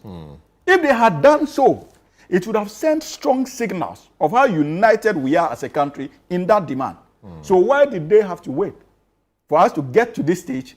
And for them, they think that it is convenient now, as usual with their nature of politics, to begin now to call on a state official whose only crime was simply championing the interests of the Ghanaian people to resign. Very well. Let me engage Haruna. Haruna, the minority's call for Sam George to resign is being contested. There was no grounds or enough grounds for it. Indeed, he was doing his work as a minister, fighting for the people. And he's achieved something. General others say, maybe your side says not so much. Why should he resign over this matter? Selorm, thank you very much. I think the network has been very unfair to me today. Yes, I'm sorry. We're trying to work it. We'll work it out. Yeah, it's been an issue. Yeah. I want to be very categorical on this matter and very blunt. Sam George has achieved nothing. He hasn't achieved anything on the issue of the DSTV matter. My brother is talking about when the matter was up, the minority did not. That is untrue. Honorable Majin Nindam, in the heat of the matter, issued a statement on behalf of the minority with regards to the brouhaha on the DSTV and Sam George. And you see, Sam George, excuse my language, has been very arrogant from opposition to this time. And what Sam George is doing, his behavior, demeanor, with regards to how he handles this thing, he must be apologizing to the media and the people of Ghana for peddling such untruths. You see, this is not the first time that DSTV has put this particular package together. DSTV has done this time and over. There is no any reduction. Selorm, I put it to you. Go to the MultiChoice, their website. There is no any reduction. I've opened my DSTV because I don't have cameras. However, the DSTV package has not changed. Really? Family is 190. Family is 190. How about the package? Compact Plus is, yes, I'm saying that family is 190. Access is 99. Family is 190. Compact Plus is 570. Compact is 380. Premium is 865. That is the package. That is what is there on their official page. Yes. What is happening now? What is happening now is a promotion. Even without the engagement of Sam George, would have happened anyway. It has happened before. I did not start using DSTV today. And those packages have always come. Me, for example, I don't fancy sitting down to watch a particular channel even in another package. So it is for people to accept whether I want to upgrade myself or I don't want to upgrade. So, for example, if I buy access and you give me family, I might not even go to work to watch anything in family. I cannot go and buy access. I cannot go and buy family. I can only buy access and I'll be given a package. And the price of family or access has not changed.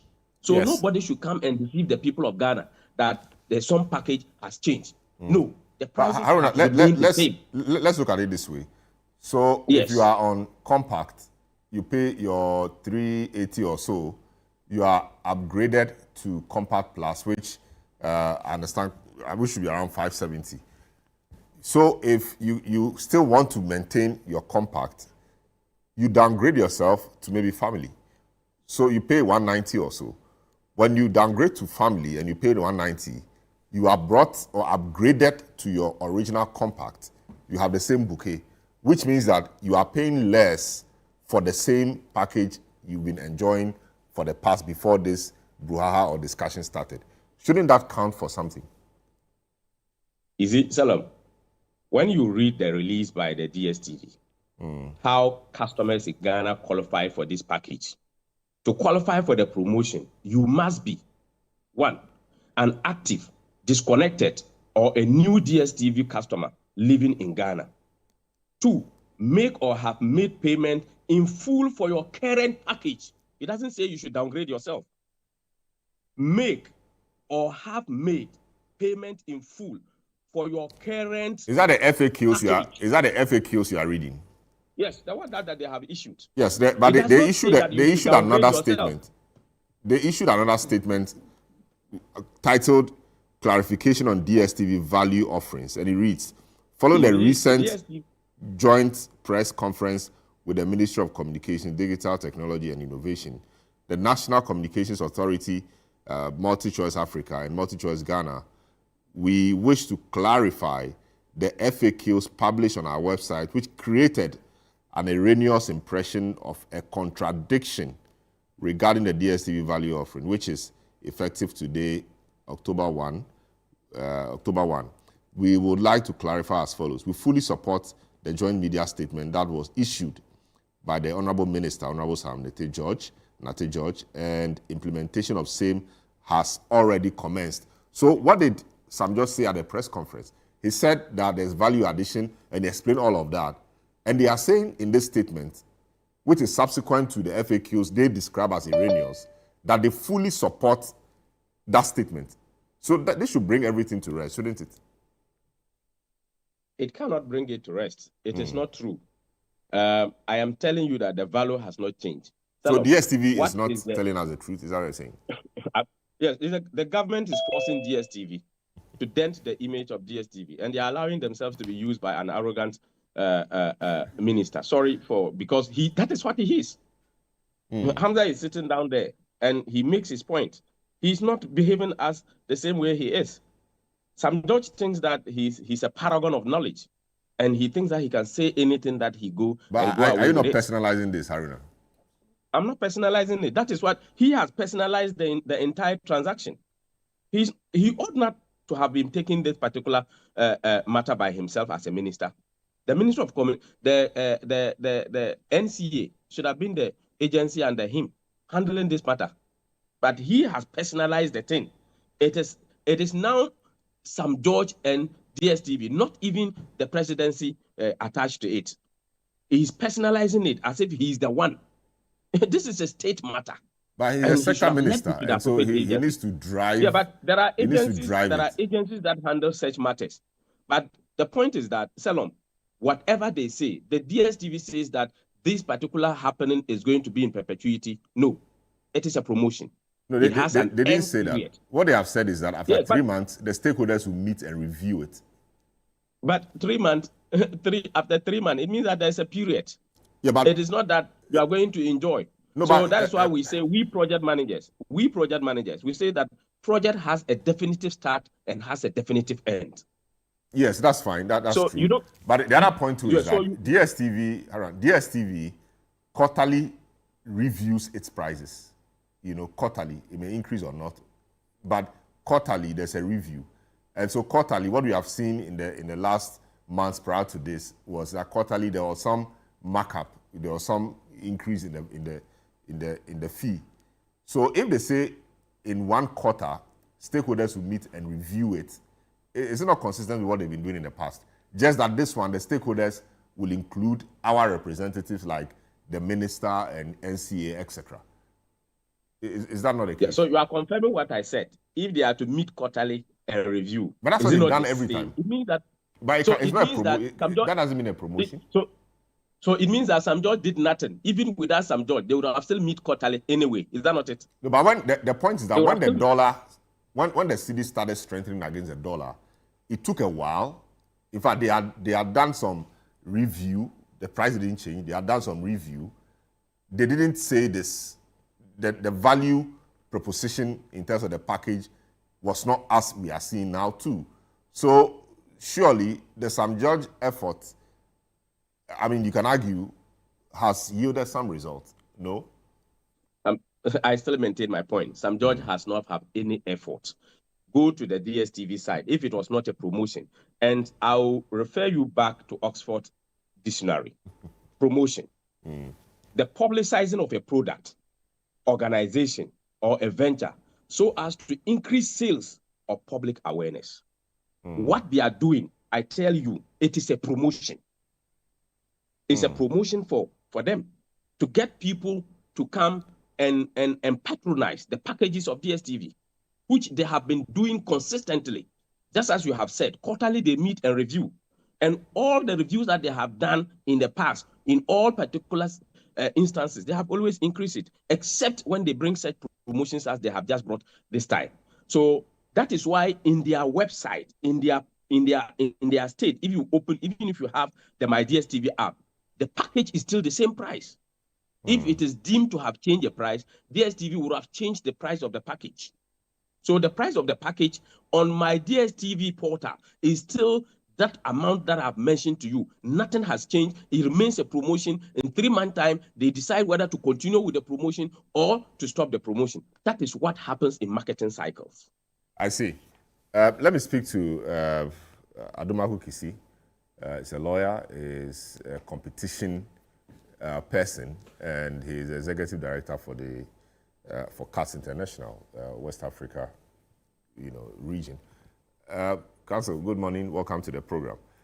Let me take your view on the happenings. I mean, do you consider this as a promotion, or you consider this as some value the multi-choice is delivering to the people beyond promotion? Okay.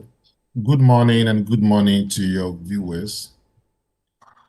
From the onset, Ghanaians were expecting multi-choice to reduce their prices and give Ghanaians some reprieve after the appreciation of the cedi.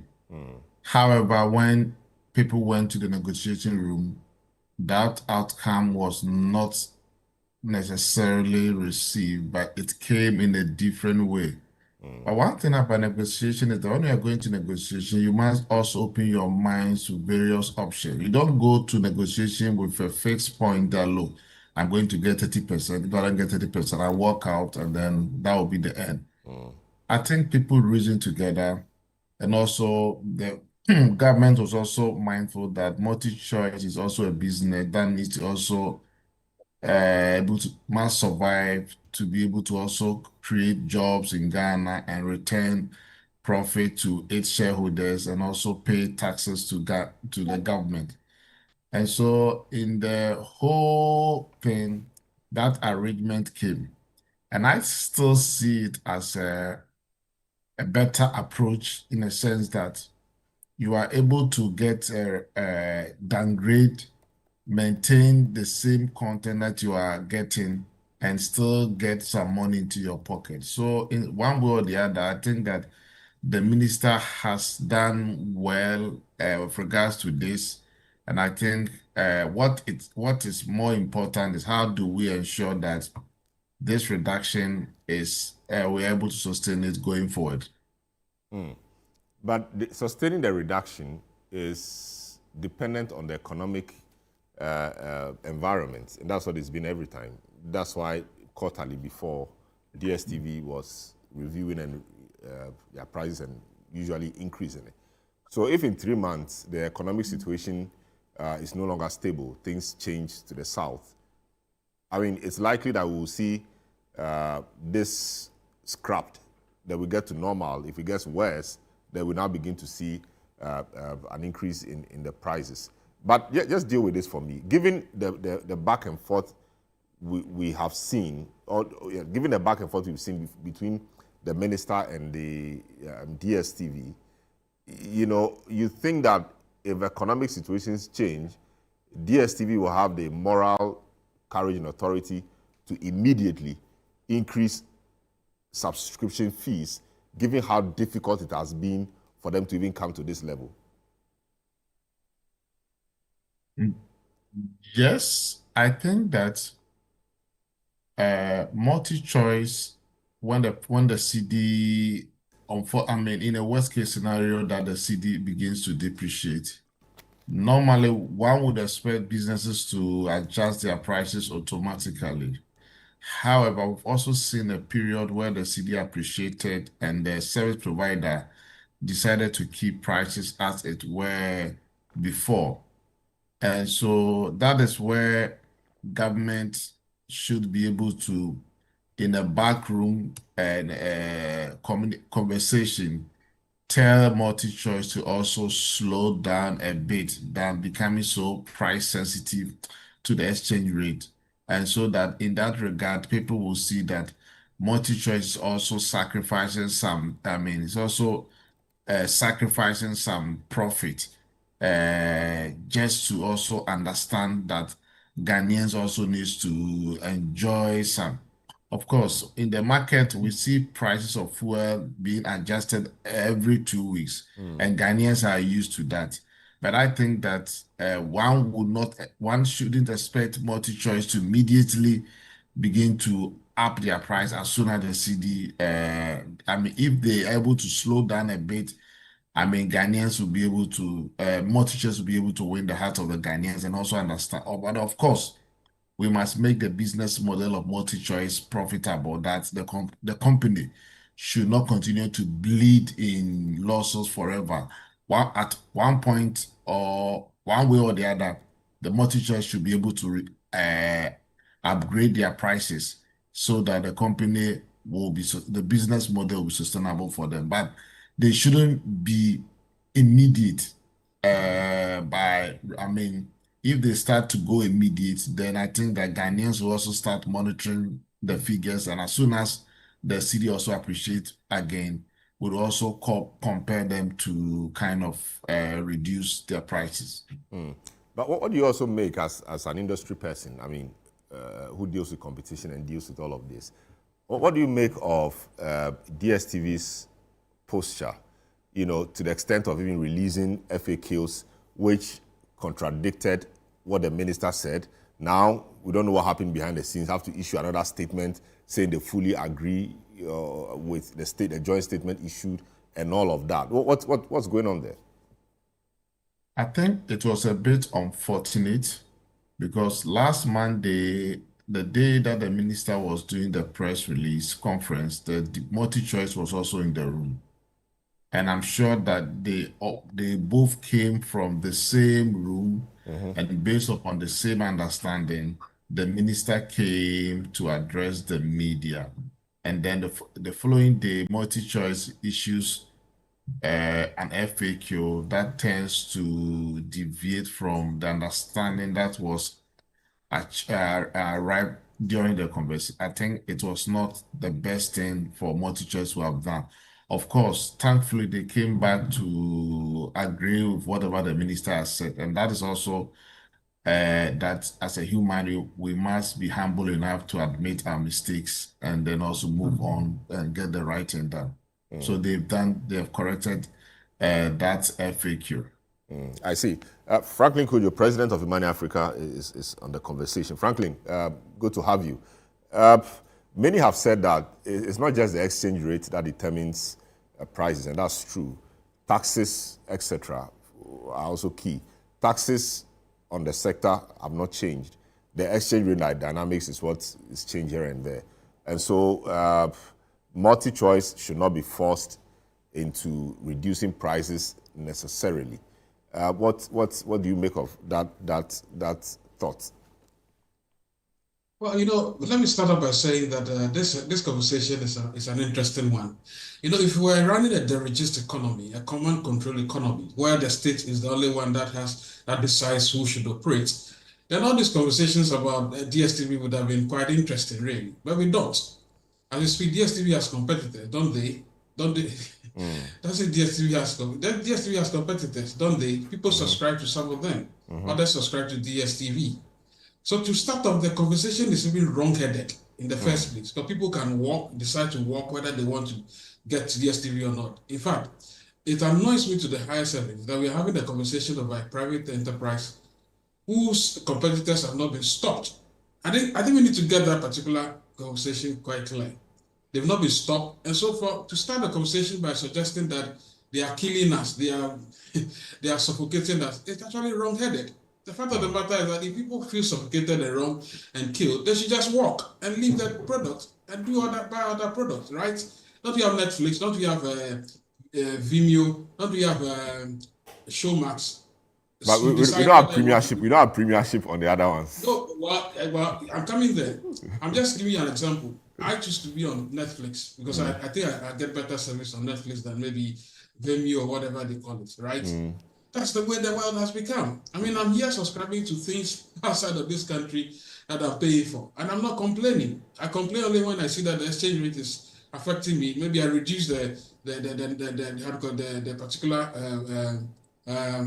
package amount. That's what we do. That's what we call rational economics. That's what we call rational thinking. In the market, when nobody is forcing you, putting a gun to your head, that's how you decide. You don't decide by telling the regulator. The regulator comes and says, "Hey, do this, do that, do that." In fact, the whole thing is fanciful. It is like cantata to me, and quite frankly, that's not the time. That's not a good use of a minister's time. A minister is to dictate policy. In fact, you have a whole minister superintendent on this particular one. Well, it sounded quite, as I said, like the comedy of errors. That's why he was committing so many errors along the line. A desk officer should be handling this matter, to be frank with you. And the minister should be in charge of the much larger policy of deciding that, okay, if we feel strongly that a particular company is not giving us value, what do? You open up and allow others to come in. Not that others are not already in the market, or there are.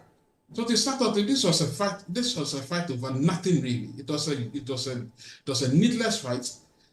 Allow people to walk if they want to walk. I mean, when the prices went up, I didn't. How many times do I even watch TV these days? I have DSTV, but I can't watch more than 2-3 channels. I watch just about 2 or 3 channels on DSTV, and that's it.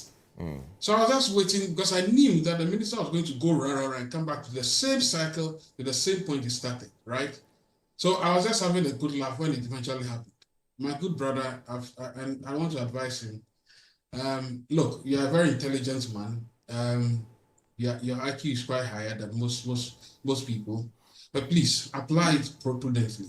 Let it drive policy. Let it drive good policy for the country, for the industry.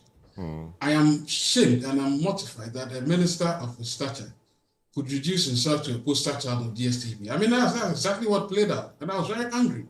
Because one minister who I respect so much should not be going around bullying actors in the market, and at the same time, at the end of the day, ending up getting nothing. Well, the conversation about whether there's been some value or not, maybe we can have that conversation. But when he started, he himself said it, that we don't want any package value appreciation. We want price reduction. That's why it's difficult for people to understand what he actually achieved. I'm always saying that on the area of policy, I would never, if I were minister, get down that low to be fighting a player in the market. And look at how they dribbled him all the way. Now he was the one talking for the company. He became a poster child of the company. No way. It shouldn't happen it should never happen in the John Mahama administration. You understand? Because this resetting and this John Mahama point 2, that's how I was disappointed. Not because he wasn't trying to help consumers in the market. Yeah, I understand that. But against what policy? What's the policy? Is the policy of his ministry to just be talking about a player who has his own market dynamics and decides to price the way he wants to price? The best you can do is to have a conversation, but not to come and tell him or her how to operate. That's what I'm saying, that leave it to our customers, leave it to us. We will decide whether we want to be on that package or not. But I mean, frankly, what happens if the particular player controls a huge chunk of the market, and because of the market size that player controls, is using that to quote unquote fleece the people, because the alternatives are not. What is the meaning of fleece? The alternative may not be as good and may not have the offerings. Shouldn't the regulator or shouldn't somebody step in and say, no, we think you could do better in terms of your pricing because A, B, and C are favorable now, and so that will reflect in your pricing? Shouldn't somebody say that?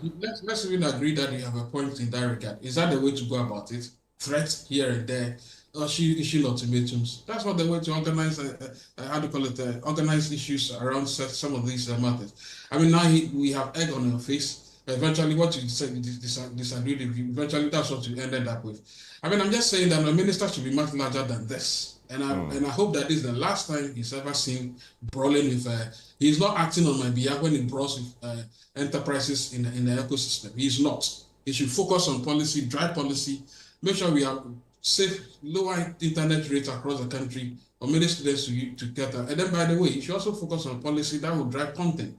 Maybe you should be interested in how people can create content. And when you start paying for content, you see the value of competitors like DSTV. Why? Premiership. Did you know that the premiership is being contested? That they nearly took it away from this regime. Talk about you guys in CTFM. I may not know the dynamics, but you've stopped Talk Sports. Talk Sports is being priced heavily. I pray that you continue. I used to listen to it as well. Why did you stop? Maybe you have a deal. Maybe they have also gotten a better deal somewhere and they are pricing it out because people have become accustomed to it. That is the way the market works. Anybody who tells you otherwise is fanciful. Active players, as I say, if you are in a market where there are other players, If somebody is suffocating you, walk. You can't tell me that because the person is providing that. Why is it in an inelastic product? Can't you live without EPL? What do you mean by because it's the only company that has EPL that they are killing you? That's actually why that's their price. That's their price. How do you call it? That's their how do you call it? USP, Their pride, more or less. Do you understand? So if you like, go and get if you want to compete, then go and get some. Go and arrange and get the Premiership and show. I mean, I don't even understand this whole thing. This was needless to start off with in the first place. The best you can do is to even DSTV customers could have come around, maybe come around a consumer unit like my good friend Kat, and have a structured conversation rather than issuing threats and running around as if that's the only thing in town. Why? And then look at what we got. We got nothing, zero. We came back to the same position. I'm saying zero because. I think Apia Kusi disagrees somewhat. Oh no, I understand. Apia Kusi, yes, I mean, I know him. I mean, he knows that he knows he shares a certain position I don't share. But we all believe in the market. Just like he has a streak of the market. What you call well, he's a mixed economy type of person, so I can understand. But I'm just trying to say that I don't want to see my minister getting the brawl. Apia would have never done that. Apia would have just gone and said, look, we want a consumer. What's his famous thing, right? Competition law. Yes, competition law. And I don't think you go around issuing threats and telling people if you don't do this, I'll sash you. What is that? It's not like a playground bully running around making it look as though. By the way, I don't support that he should be sacked because I think that he's not committed any serious wrongs at all compared to the previous occupant of that position. Engage in crotchety, wicked scam contracts here and there. They should even shut up. They should not be talking and asking the minister to resign. The minister was just being bravado and all of that. And I tell him that he's far smarter than the previous minister. He should not be compared to the previous minister. At this rate, people are seeing the previous minister in a different light. Because he didn't go around with people around. I mean, challenge Samson. I don't know if you're I like you. I respect you so much. I respect your intellect. It's more man company. I mean, Charlie, it's above you. Very well. Apia Kusi has a quick one to make. Apia, quickly before I come back to the studio. No, Mohammed, you are not supposed to contribute to this conversation. No, he's a major stakeholder. Apia, are you here? I'm here. Okay, so yes, so let's make a quick intervention. My name is mentioned. Yes, no, I know. You have your bite. So I think that, as Franklin said, it's a free market. And a free market, we want prices to be determined by demand and supply. However, the pay TV market we have here, though we have other players in the market, but we don't see any competition in the market. And there's a lot of bottlenecks in the market because MultiChoice has a premium content like sports, and that gives them, it put them more like in a comfortable lead above all the other players. And so any serious person want to watch pay TV would rather want to go to MultiChoice. And that is kind of has increased their dominance. And so you may have other players in the market, but you may not see competition. And in that regard, you see that the market is not free, the market is not competitive. And so some level of regulation is kind of required. You will recall somewhere in April this year, MultiChoice gave Ghanaian consumers just less than a week notice about price increase. That defeats the fair notice principle in contract law and every law that mankind has ever written.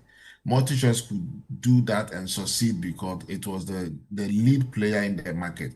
And even if you were to use Section 13 of the Electronic Transaction Act, MultiChoice is supposed to have been declared as an SMP, but nobody wants to talk about SMP. I think this is not necessarily it's a luxury product though, but as a country, people want to watch sports. And so for that reason, we should find a way out.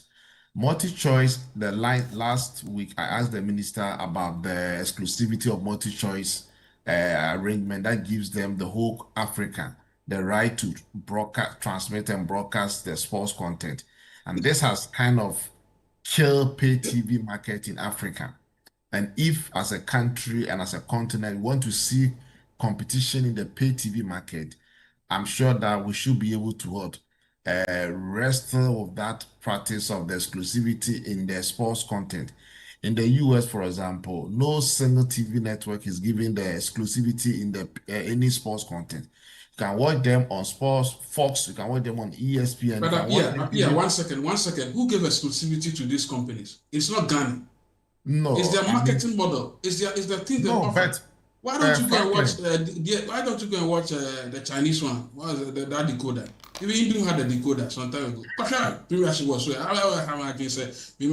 I'm watching Premiership. You are telling me nobody has anybody forced the Chinese not to put the Premiership on their decoder. Nobody has forced them. They should go and buy.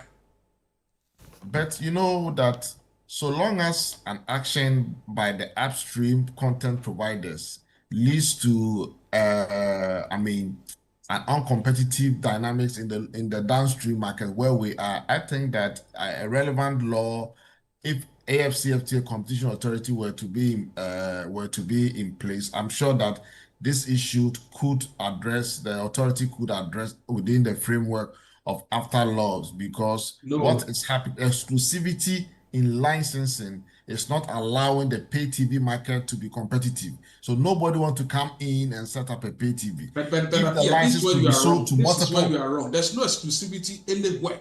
Nobody has been asked not to go and sign up to a Premiership. Look, if you and I get $1 billion right now, we can go to the Premiership and tell them, look, we think we want to compete. If you can pay more, get in. There's no exclusivity anywhere. No, but they don't sell it to no. They don't it appears multi-choice has the rights now, and so they are the only people. Yeah, but that's the point. They have the rights. My point is but the right is sold to only one operator in the whole of Africa, and that is where the problem is. But money is the game. If I go, money is the game, but no. If I have more money than if I have more money. Yes. Hello. Yeah. I think we're having some difficulty. So Haruna, I mean, it does appear that people, I don't Haruna, Hamza, it does appear that it's really a divided view. Like what Franklin the point he just made, you don't expect a minister to go that route, engaging a business entity in the manner he did, sends wrong signals to people, etc., etc. I think that they should focus on policy and make the policy drive the sector. I made that point earlier, that people are entitled to their opinions, especially when it comes to how the minister approached the engagement process. And I respect the views of Franklin Kuju on that matter. And I don't think that it was intended as a malice. So as a government that has made a commitment to listening to constructive criticisms, I'm sure that the minister responsible for communications will take that in his stride and try as much as possible, possibly, to take account of many of these concerns going forward. I don't personally have a problem with that suggestion at all. But quickly, Selorm, there's one point that I need to set straight. Yes, as part of his mandate, he's supposed to drive policy. But Ghana is not run solely on the principles of free market economy.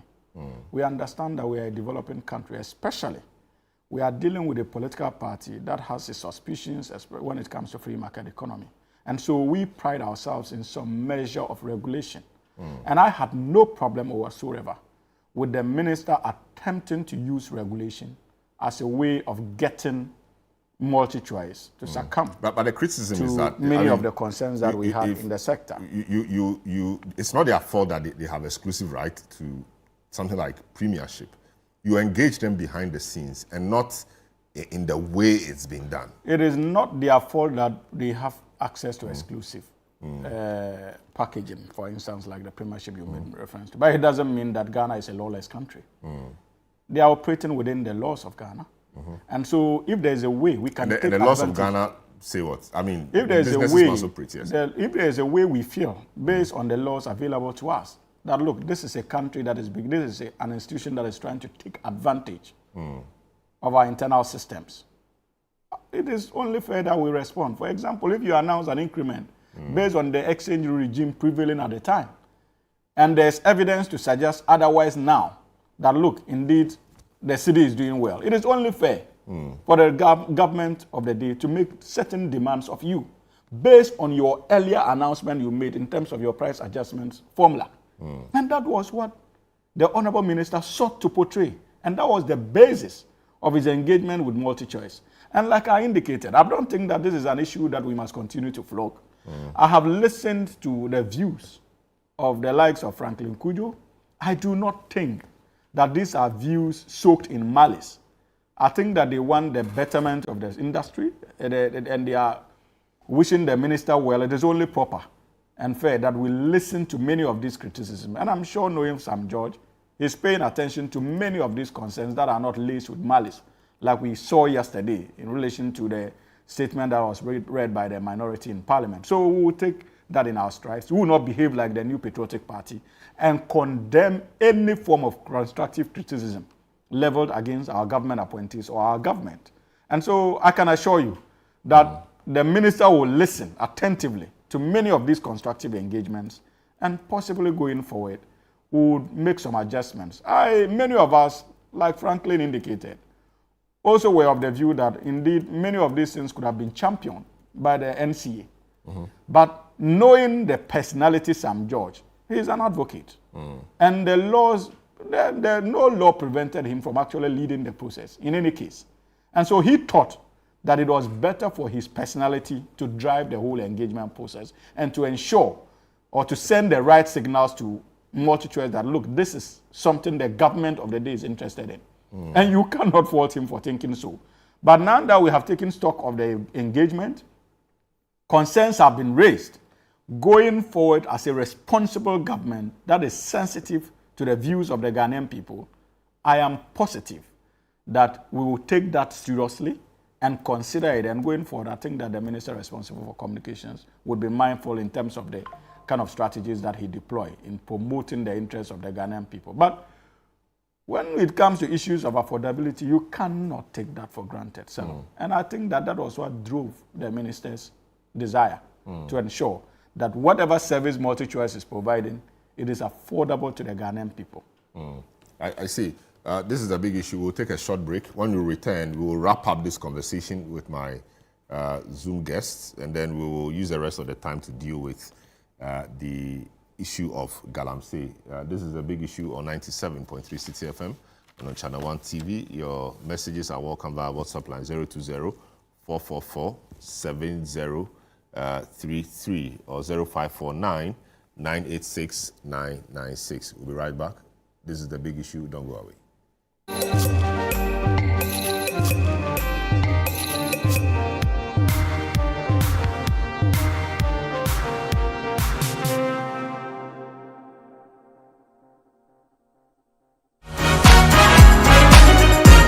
We continue our conversation with Dr. Hannah Louisa Bisukote, Administrator at the Minerals Development Fund, this Sunday on The Upside Down Show. She recounts how she got into mainstream politics even though she didn't want to. Honorable Kwamina Ahoy called me and said, congratulations, President Mills wants you to be part of his transition team. The then the secretary came and said, President says, bring your CV. They want to appoint you. I said, for the work. He said, works and house. I said, what am I going to do then?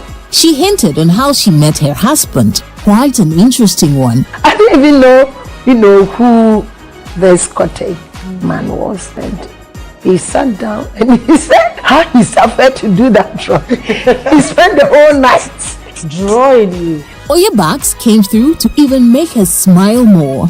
Let's say that. Wow. Wow. So, make a date this Sunday on The Upside Down Show at 7 p.m. prompt, only on Channel 1 TV. October marks the 22nd Cybersecurity Awareness Month, a crucial time to protect what matters most in our digital work. From hackers to phishing scams, the risks are real for individuals and businesses across Ghana. Remember, so is the power to stay safe online. Join us this October on Channel 1. We're launching A Safer You, your guide to safer digital living, tailored for our communities. Learn steps to protect passwords, secure devices, and recognize online threats. These lessons are delivered in easy, bite-sized episodes, each under 3 minutes, making learning accessible. A Safer You is brought to you by Digital Unbounded in partnership with Channel One.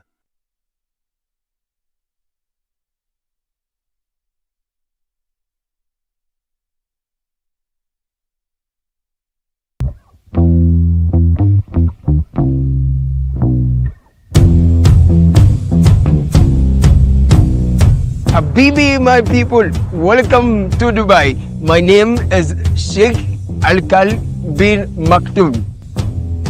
Okay, so I am Caleb, right? Caleb Kuda is my name, and this is Beyond Borders on Channel One Television. We are in Dubai.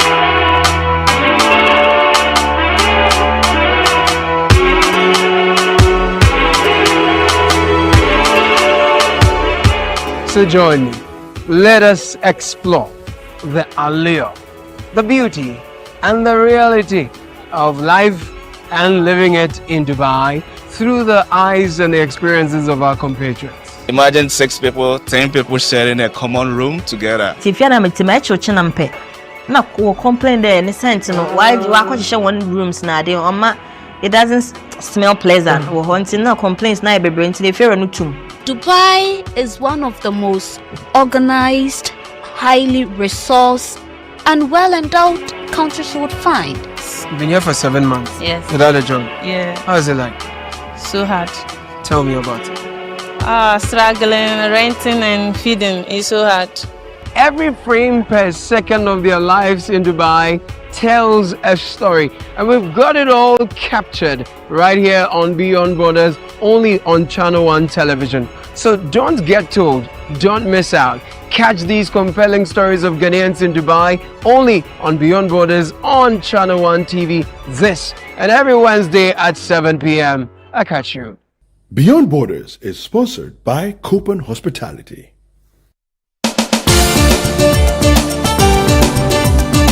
In a nation full of questions, where truth often hides behind noise, one show dares to ask what truly matters face to face. With fearless clarity and a quest for accountability, host Selorm Adonoo sits down with the movers and shakers of politics, governance, society, and business, confronting the issues that define our national conversation. The party itself has said that whenever you are in opposition, you should choose flag bearers early. So what you are trying to tell me is that you want somebody who is going out to come and select a leader for you.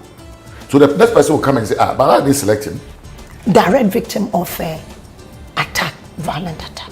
Where and when? The first one happened in Parliament. I was pregnant. Now, for me, it was legitimized by a radio or TV station giving her a position to work. So for you, take issue with GH1 and what and giving her the platform. That is where the minority is. We are on them. We've asked questions. President Mahama will be a mean president if he prioritizes only his children and DCP. He needs to demonstrate a Ghanaian government. Every Tuesday at 9 p.m., join Selorm Adonoo on Face to Face as he digs deeper, challenges power, and reveals the stories shaping Ghana's future.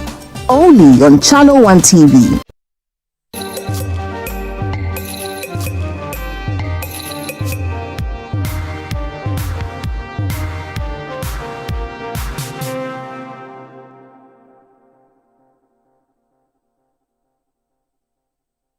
All right, you're welcome back. This is a big issue coming to you from 97.3 City FM and on Channel One Television. We are also live on YouTube, and we are happy to hear from you. My guest discussing the DSTV prize row is Franklin Kujo, President Mani Africa, Apia Kusi Adomako, West African Regional Director of CATS International, Haruna Mohammed, Deputy General Secretary of the MPP, and Hamza Suini, member of the NDC Communications team. A few of your messages that have come through. This one's from Haruna Sani in WA says, power breeds arrogance. Just within 9 months, the NDC communicators have developed a foul mouth. I've heard a few of them on TV programs using condescending tones on colleagues in the programs. This one from James from Kaswa says, Charlie, Franklin has destroyed Honorable Sam George this morning. The gun has killed me, Seth. I want Hamza to respond to what Franklin has just said about the minister's posture and engagement in juxtaposition to what he said earlier. And you see, Selorm, can you let Hamza respond to this? This is James from Kaswa. So Hamza, take note.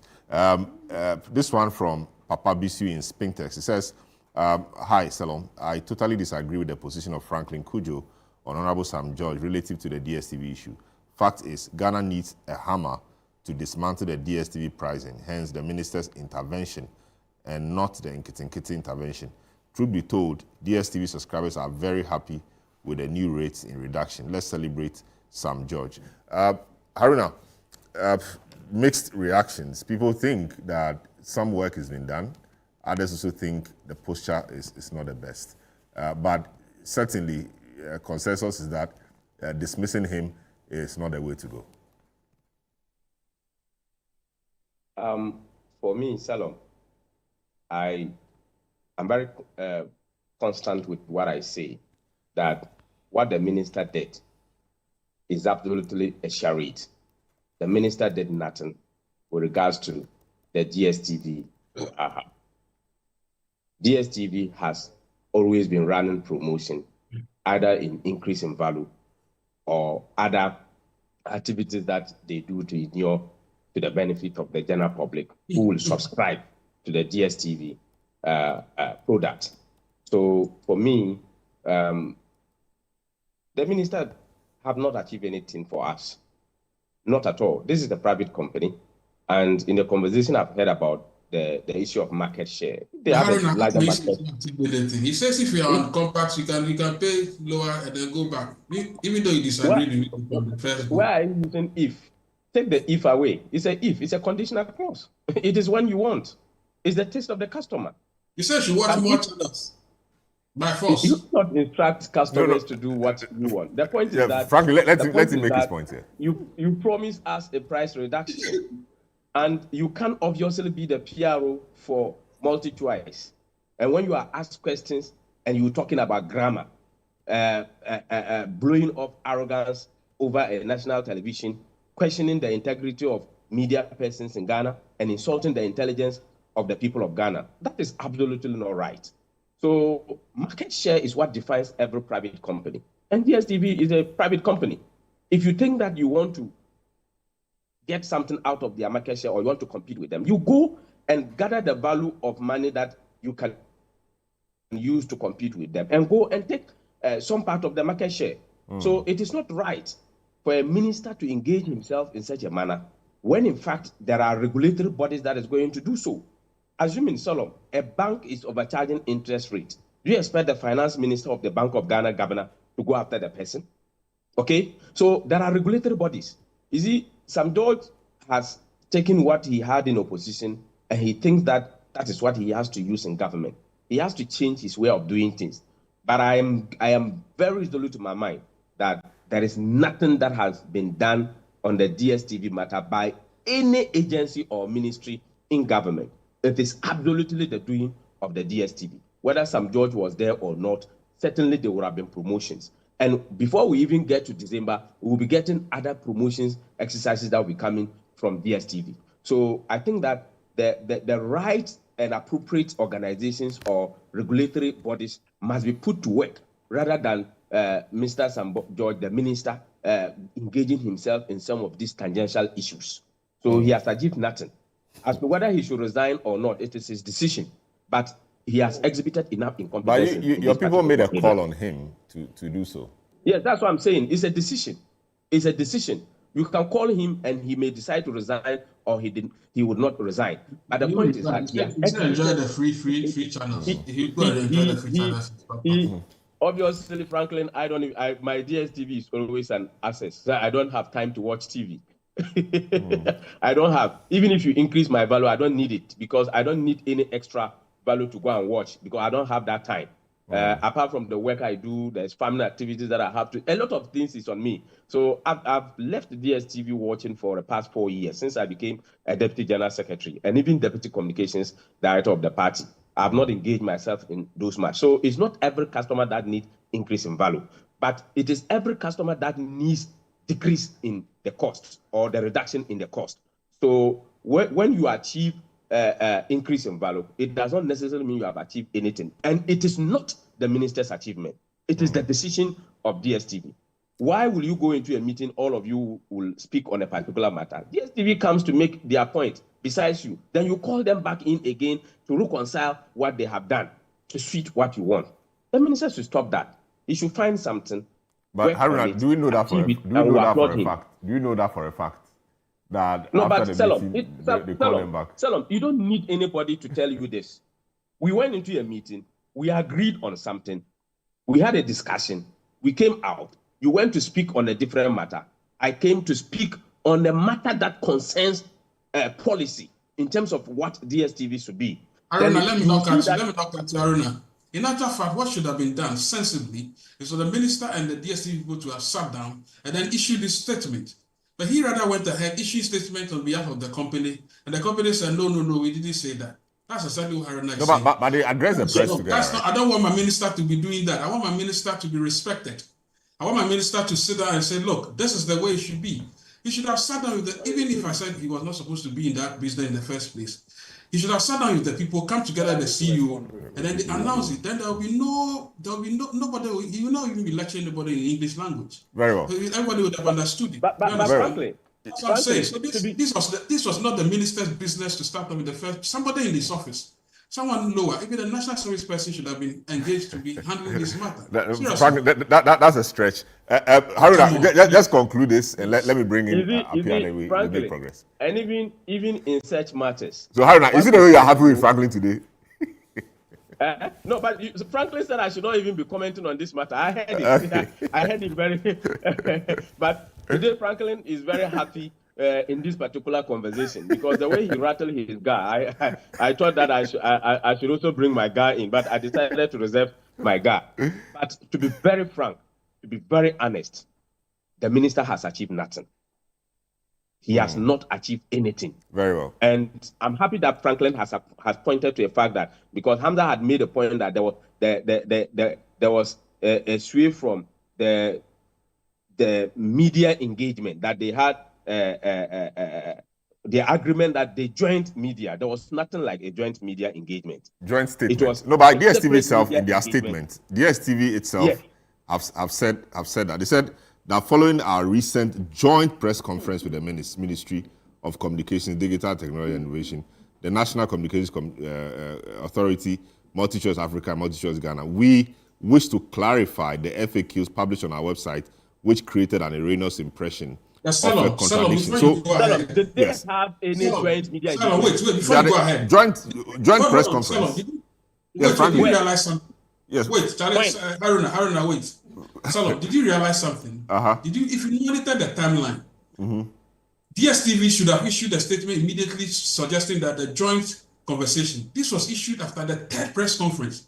The first one they issued was to tell you the FAQ. They didn't even refer to the minister's efforts. Did you notice that? Yes. It was after the third or fourth statement that they now say, giving the recent conversation to the minister. They didn't even respect our minister. That's exactly the point I'm trying to make. Their first, second, third statement did not even reference the conversations about the conversation. That's what I'm angry. All right, order. No, Haruna, I'll give you the last word. The minister did not have any effort in it. Very well, Haruna. Let me speak to Apia now. Haruna, I think your point is made. Apia Kusi, what should be the way forward on this in a minute or two? Okay. I think the minister should allow NCA to assert its role with regards to any issues involving multi-choice. That is number one. And number two, NCA should engage in a way that it becomes a win-win for consumers and also the commercial interests of multi-choice. I mean, as a consumer, I wouldn't be happy if I see that the multi-choice is no longer in the market. Dr. Atufose will not be happy because about 26% of the value of the subscription fee we pay comes to him in the form of taxes. And so we need to be very, mindful. And then also, we should also be looking at how we can use competition law in Ghana and across Africa to ensure we have a more competitive pay TV market in a way that we can cure any acts of monopoly and abuse of dominance in the pay TV market. Very well. Thanks so much. Can I make a comment? Franklin, 2 seconds. Last comment. 2 seconds. Listen, I've worked with many multinationals in the world, right? I used to consult for Big Pharma. They fly me business class, pay me 10,000 for speaking for 15 minutes. No, you're a big man. We know that, frankly. I've done to the likes of Diageo. No, I'm just telling you. Yes. I've done the likes of Diageo. Do you know that the current rules concerning advertising on alcohol beverages was a result of my work with the alcohol industry in Ghana? Did you know? That was when the former, the man who died, the FDB guy, the NPP man, Ejako. I worked with Ejako. Ejako was not this intrusive. Ejako said, we understand what you're saying. Can we compare the market rates? Can we compare the rules in other markets? And that's how we dealt with this whole idea of advertising. This is not rocket science. Very well. You don't use your weight and throw your weight about. Very well. You just sit down and talk policy. Great. And I'm saying that I've done this bigger and I can teach him a few things. That's fine. It's about 10 years ago, by the way. Nice one. Hamza, your final word. With the greatest of respect to the sentiments of Franklin, I think that he's also demonstrating the very thing that he cautioned the minister responsible for communications against. You have raised concerns about the conduct of the said minister. You have expressed concern about his handling of the situation. It does not mean that we agree with you fully. But like I indicated, as a government that is committed to listening to all kinds of opinions, it is only proper that we respect your views. But for you to have further stretched it about questioning now clearly the competence of the minister and comparing that to yours is something that many of us would not countenance, in all honesty. Because it is not as if, in principle, we disagree with the position of the minister responsible for communications. Not at all. His approach. We do not even disagree with the approach. He has raised concerns with the approach. We may be wrong for not disagreeing with his approach. And that is why I made the point that, look, we would not dismiss his concerns and his views in terms of the approach. It does not mean that I agree entirely with his position that the approach was problematic. I do not think that the approach was problematic. That's why I made the point that I do not see where it is stated in the laws that what the gentleman did was clearly out of place in terms of our laws. You have raised concerns because he's dealing with a multinational corporation. There's the need for him to exhibit, in your own judgment, certain behavioral traits, which I respect and have argued that possibly the minister will listen to it. But to go the extra mile of clearly questioning his competence is something that... I'm saying that's not true. He didn't question his competence. I think his problem was with I actually praised him and said his approach he's a great guy. He's a much more smarter.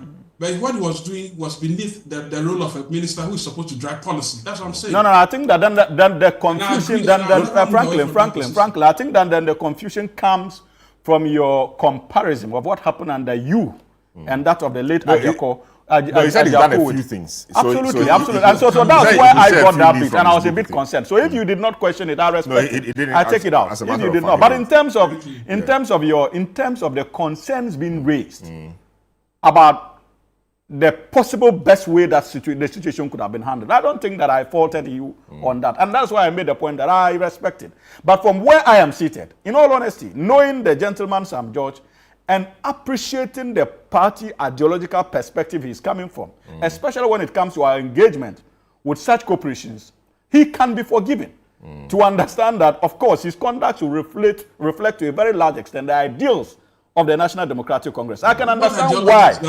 I can understand why the likes of... Hang in there. Franklin, just conclude. Please. Sorry, what ideology is that? Sorry, I'm sorry, Hamza. Social democracy. I beg you, let's have a conversation. I don't think that social democracy. It's about regulation, especially. We are not operating a free market economy. These are free market. We are not. NDC, we do not believe... Let's make progress on this. We can have a discussion on that. We can have a discussion on that. But when it comes to the ideology, I don't think that the political party that we represent... Very well.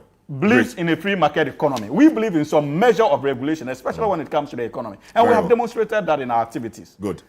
All right, so that's Haruna. That's the end of it. I needed to respond briefly to Haruna, please. Oh, no. Please, give me 1 second. I'll give you 1 second to do that. You see, again, listening to the Deputy General Secretary of the New Patriotic Party, and also the juxtaposing that with the press conference of the MPP, one thing is clear, and I've made that point severally.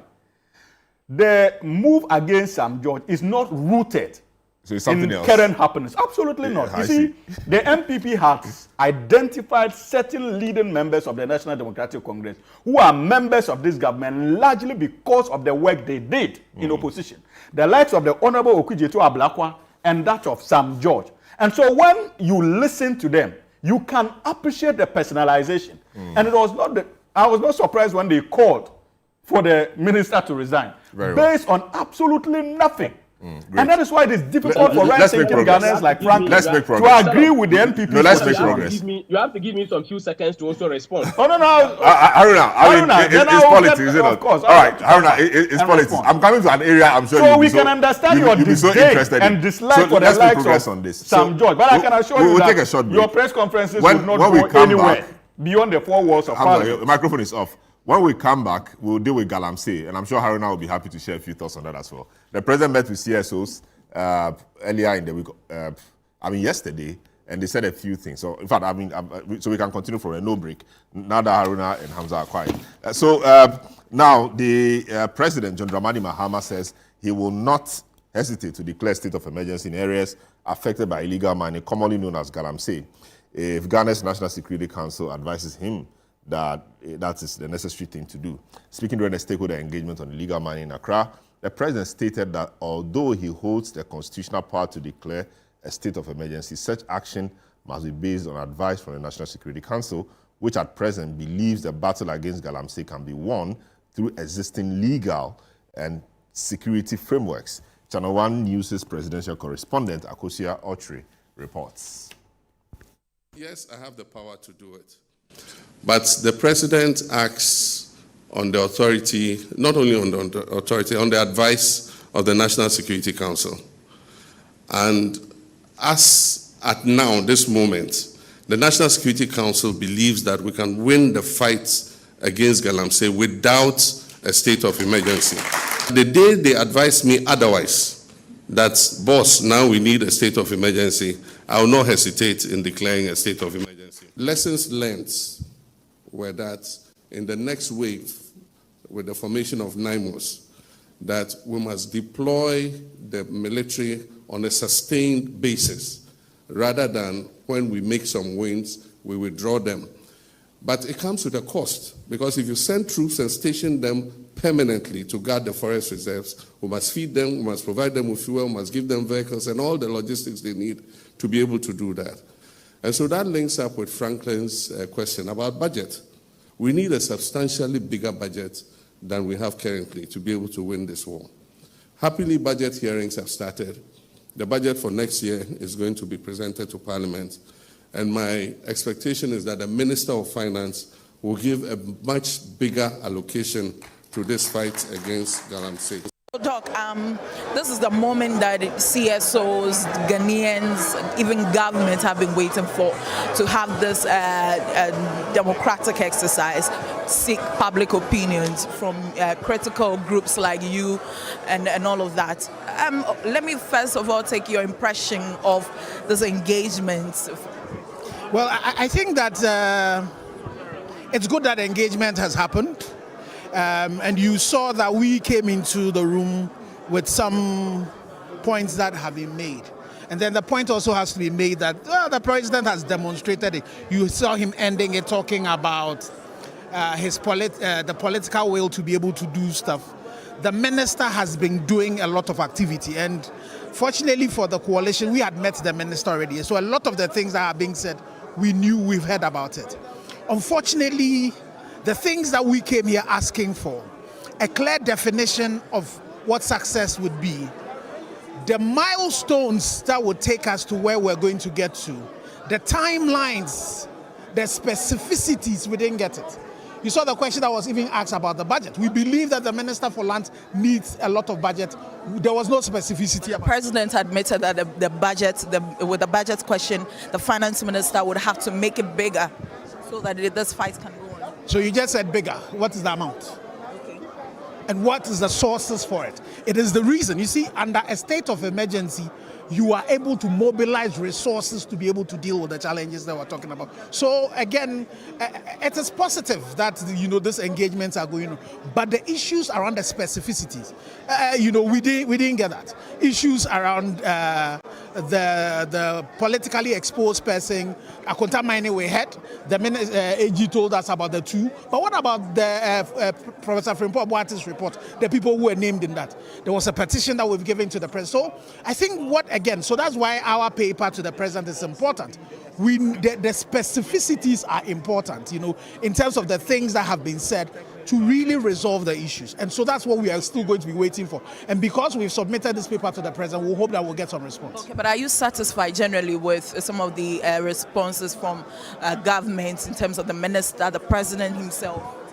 The specificities are the things that we need to. If you look at the next steps that the minister talked about, some of them have timelines, but some of them are still missing, and we need to push to be able to get that. But are you satisfied? So I don't know how you want the question answered. I said the specificities, some of them are absent. Fortunately, we've issued a paper to the president. We hope to get that. Those that are missing, we still need to get that.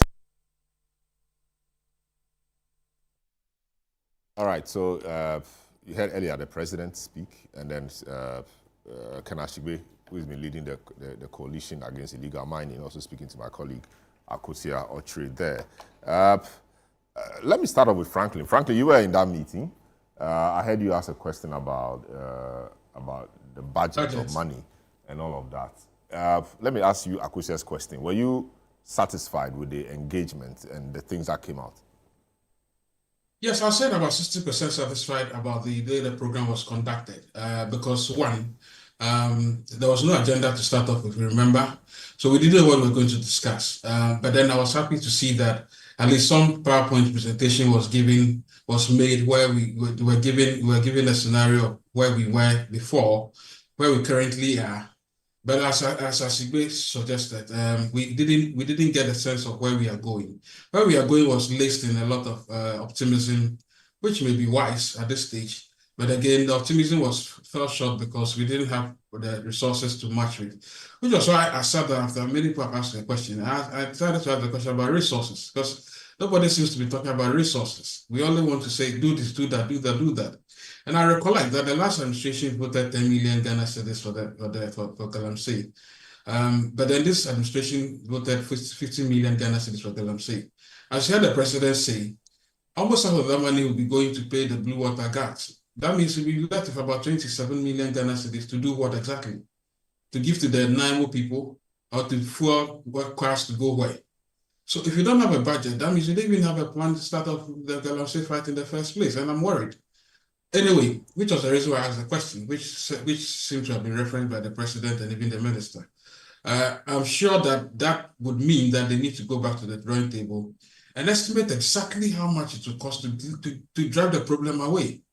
By the way, I added a caution. When you give a politician a blank check, I noticed when they seem to be quite happy saying that, oh, we need big budget. No, we'll question that budget and we'll accept the budget as well.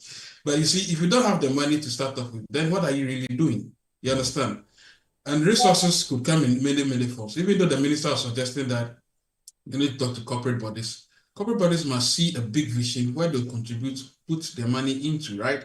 So I think that by and large, I was 60% happy with the way the format of the program went. At least there's been some noticeable successes. But I think there's a much, much bigger fight out there that we need to help them fight. And it starts with getting all the resources. And they need to come along with us for us to know exactly what they are budgeting, and then so that we can vet the budget itself. But we should be happy to provide the money so that they get on with the work. I see. Apiakusi, you were also in that meeting. What were your takeaways from the meeting? Did it appear to you from the meeting that there was commitment and political will beyond the rhetorics to deal with the scourge or the menace of Galamsey? Yeah, Selorm, I would say that yesterday's meeting is indicative of the fact that this very administration is committed in tackling Galamsey head on. That is the optics of it. sometimes people may burn with the high blood pressure of beliefs, but then they have anemia of the deeds. And so that is one thing. But when we heard of the NIMOS, and happily enough, the NIMOS commander was my senior Prempeh College, Colonel Abwa. Okay. And they were also very clear on what, but sometimes the military will be on the ground doing their work, and a call may come from the party chair or whoever, a big man in Accra, and say, please stop. And that is where the problem is. If we give the frontline people the opportunity to work, I'm sure that they will be able to make progress on Galamsey. And Galamsey, I think we've also been blaming the leaders, government for inaction. What are we also doing at the micro level? For example, my mother has a piece of land in the Ashanti region, and people have approached us to use it for galamsey, which I've said no. They came back, double the offer. I said no. I said, look, even if they put $10 billion on the land, we will not accept that. I think that we need to look people's face and say, look, will not accept any money. Galamsey is wrong, and I will not mortgage the future of our nation on this short-term money that we are getting. Now, the other thing I also want to say that was quite missing from the whole Galamsey fight is that, of course, we are fighting Galamsey, but we have also learned that Kotumre, which used to be a mojedro, is now more like a poison now. And we didn't hear anything about the president or the minister, what they are doing to test the food that is come into our market, so that those that have metal residue on them, we need to block them. Because when I go to the market at Abubulushi or Kaneshi, if I'm buying yam, any yam that I see, I buy it. I don't have any gadget to test that those products that I'm buying are free from any heavy metals. And so we wanted to see to what extent is government doing to track and trace the food that is coming into our market, so that we don't. Yes, this morning I saw an article published in the Nature about the heavy dose of metals in the food that coming from in our mining sector. I think we need to also look at that, so that we do not purchase our death on an installment plan. And again, also, let me also say that we also need to give our research institutions, frontline research institutions, money.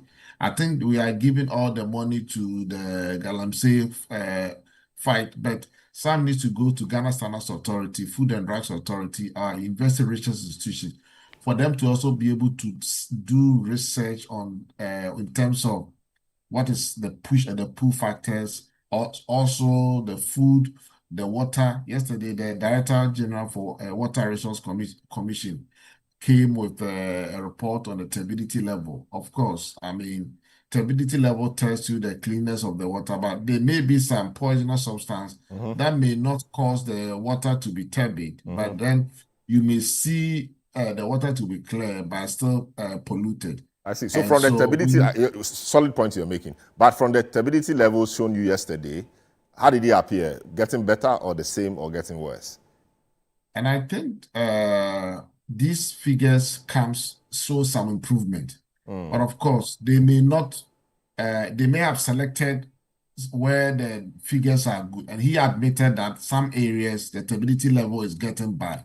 And I think it would have been better for them to have sampled about 50 areas and brought the figure for us to see, than showcasing the poster areas where the turbidity level. But of course, turbidity level is not the only thing that there may be some arsenic substance, carcinogenic substance that may not affect turbidity level, but it will still be poisonous and harmful to the human life. That we also need to do that. And yesterday, I also didn't hear of the control of substances that are used for galamsey, the liquid. The minister talked of banning, a new regulatory regime for excavators and the chamfans. But what are the mercury? What about those chemicals that are being used? What is the level of regulation on it? I mean, this is also something that if we are able to also control the market of those products, I think that Very well. we may be able to make a progress in our fight against galamsey. Great. Haruna, yes, President met the people, told them what he met, what he's working on. That is progress, is it not? President openly engaging civil society, the most, critics of his people in terms of policy, etc., trying to tell them that this is where he has come. That's quite some transparency and openness. Is that not it? There's nothing like openness and transparency. That's a mark of failure. I am saying so because the president in opposition is not just the president. He's a former president of the Republic of Ghana when he was in opposition. He has been in government before. He has been vice president. He became president. And at the time he was vice president, President Mills was complaining about the issue of galamsey. And some work was being done. He became president and he governed this country as a sitting president. He knew everything about what galamsey was. He became a former president. That means that he became a statesman and he knew whatever it was, fighting on to come back to power. And he was very emphatic in his mind and the position of the party he was the leader, which is the NDC.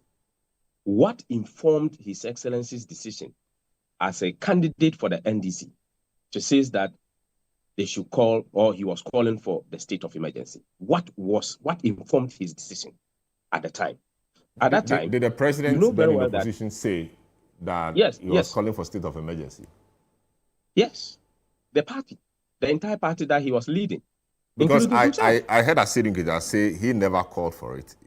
People said, but he can say that. But look, you can easily go back and make all those checks. They called for the state of emergency, including himself. And he was the leader of the party. And he's still the leader of the party. And that was the position. And even in their campaign, their manifesto launch, this was clearly indicated. What informed their decision to call for a state of emergency? What informed their decision? This is the first question. Again, I've heard Franklin said that there was no agenda for the meeting, and he's scoring for 60% for what has happened. You see, how can you go to a very crucial meeting, a meeting that you think that you have posited so much policies to be able to address the issues of galamsey, that you don't have an agenda to even have a discussion with the CSOs? That is a failure, because indirectly you don't even know what you want to discuss with them. You don't even have a plan as to what you want to discuss with them. And if you cast your mind back in the opposition days, the president had the ample time to meet with the CSOs. The CSOs are not members of government. They are not members who work for the government of the day. And he had the opportunity. He met with them. The CSOs made their point very clear. And they added their voice to the call for state of emergency. These are the very CSOs who made their point for the call of the state of emergency. And the president is telling us today that he has to listen to the advice from the National Security Council. Is the National Security Council formed after 7th of January 2025? Was they formed after that? It tells you that the National Security Council has been in existence.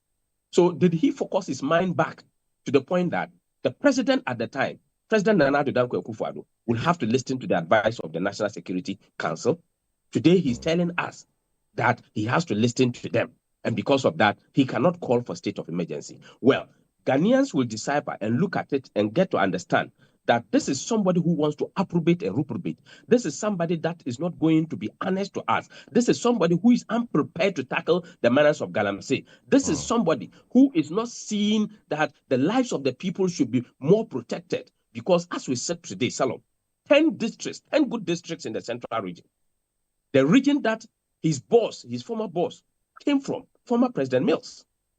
The region that gave us the sitting vice president, 10 districts in the central region, cannot get water to drink. Water is life. Without water, we all perish. 10 good districts. What is more of a state of emergency than this? What is more of a national security issue than this? Solve the matter. Franklin, today you are too high. You are very, very high. You are very high. All right. Let me bring in Hamza now. But you see, but you've I'm not eloquently done. I'm not done. outlined This the is time. problems, but the problems they inherited from you. But let me. No, but of the course. point is that Yes. today, Selorm, today, the president is changing our lives for money. That is what it is. It is what it is. It's changing our lives for money. All right, great. Thanks so much, guys. Thank you so much. So Haruna, Hamza will have the final word on this. Yes. But Hamza, I mean, it's surely not looking good. A lot of promises were made to ban illegal mining. We've not seen, of course, illegal is illegal. But that was a promise you made, and we understood that promise to mean that we were going to take more drastic measures to deal with the problem. And in the 120-day social contract, it said ban illegal and new mining activities in forest reserves. And we have. You know, and we have. We've not seen a lot of that. We have. Selorm, you see, first of all, it is important to understand the basis of this engagement by His Excellency President Mahama with the civil society organizations. I think that is one important stride we should not take for granted. The mark of accountability. Because after his engagement with the media, we appreciated the kind of confusion that certain responses more or less begged as far as the discourse on illegal mining is concerned. And so there was the need for government. It was quite clear that many of our civil society organizations, including those in the media, had some, for want of a better word, misunderstandings about government's approach as far as the illegal mining is concerned. And so concluded that the commitment was really not there. We did not behave like the New Patriotic Party or the regime that we just unseated. We decided to expand the frontiers of accountability because we could tell from the word go that there was some confusion in terms of our approach, and there was the need for us to have this engagement to be able to carry the civil society organizations along, because if they are on the same page with you and understand the kind of fight you are championing, they will be partners rather than sitting on the fence and only engage in criticism. And so it was the reason why His Excellency President Mahama decided to engage civil society organizations to make bare the blueprint of government when it comes to the strategy we have in confronting the menace of illegal mining. Bamza, are you aware that the people of Ghana are getting disappointed, if not disappointed already, about the nature of the fight against galamsey? And that is the answer. That is why I answered. More drastic. Please, that is why I answered the question. That's why I answered that. Look, it is because of that feedback we got that begged this. Because it is not as if the government is not working. You cannot say a government in less than 9 months that has so far been successful in retrieving about 9 red forest zones is not working when it comes to the issue of galamsey. You cannot say a government that on daily basis is engaged in discovering communities that hitherto we did not know existed under the previous regime is not working on the issue of illegal mining.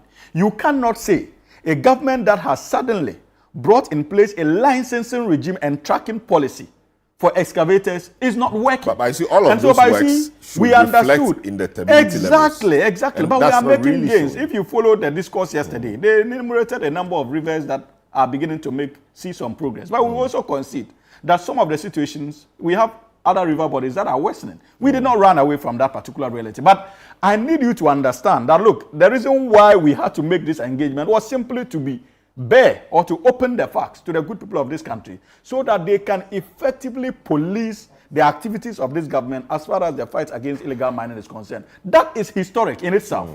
2, you would realize that as a result of that engagement, Selorm, initially the calls were uniform for the declaration of state of emergency. And though we had indicated that we're not discounting the possibility of declaring a state of emergency, we were quite hesitant because we were convinced that the policies that we are rolling out so far are policies that would give us the needed results. But if at any point in time we feel doubtful about the outcome of these policies, His Excellency President Mahama would never shy away from invoking that constitutional obligation of a declaration of state of emergency. You would notice that as a result of that engagement, there was disagreement even amongst the civil society organizations that participated yesterday as to the declaration of the state of emergency. That was something we never knew existed, even amongst the CSOs. But that came out. Secondly, even the president of the Ghana Journalists Association had cause to confidently declare that until this engagement, he did not know that this was how deep government's fight was. as far as the fight, the issue of illegal mining. So you can that what will light, success look like in but concluding? His Excellency President Mahama in the presentation made it clear. We would begin to count our successes if our water bodies become clearer than we are seeing now.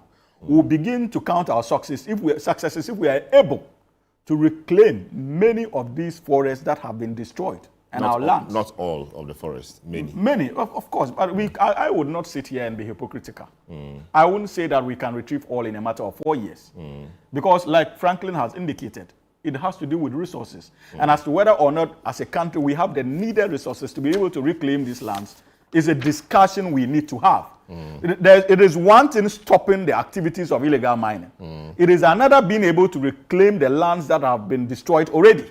And it requires huge resources in that regard for us to be able to effectively reclaim these lands. Very well. But you see, there's something the likes of Haruna are forgetting. And I am not surprised with this posture of the New Patriotic Party. We have decided to engage in the principle of accountability with civil society organizations.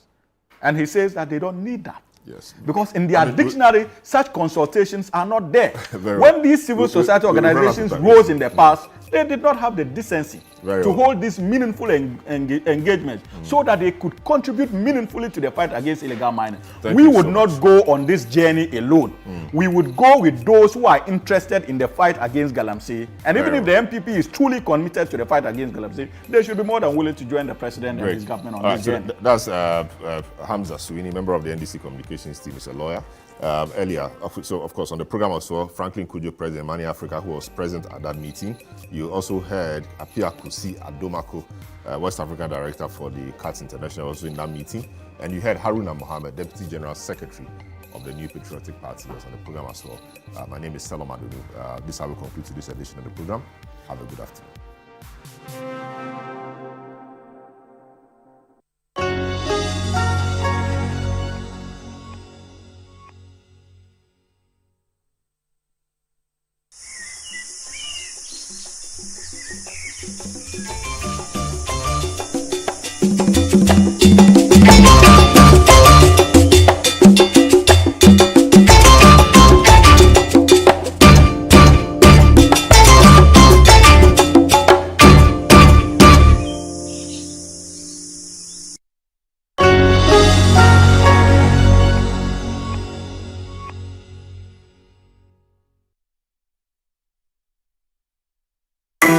You know that old saying, man proposes but God disposes? Well, buckle up because this is one of those moments. Remember when I confidently declared that from Mole we are heading straight to the Bono region? Yep. Where the plan was to stay at the lovely Usbet Hotel and the Inchinchim Band had promised us an epic live karaoke night? Yeah, about that. Plot twist. Bus 2 had other plans. It broke down mid-journey, throwing a tiny little wrench into our big, beautiful schedule. But hey, no doom and gloom here. We turned our unexpected pit stop into a full-blown celebration. There were card games, spontaneous dancing, and an impromptu party with the town's kids, and even a mini dance-off that would have made a DJ jealous.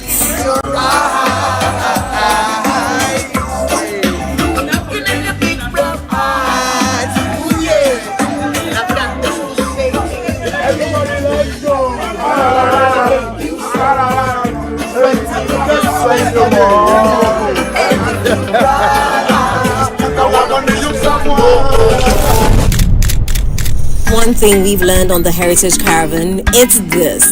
The real adventure, it's not just on the bus. Sometimes it's right in front of a school.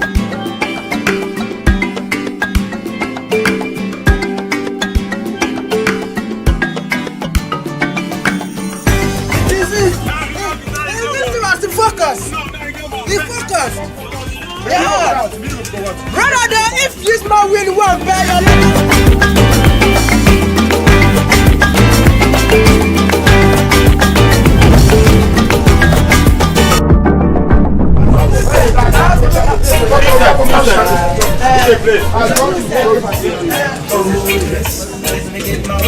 Shoulder clap and see you see the good of the good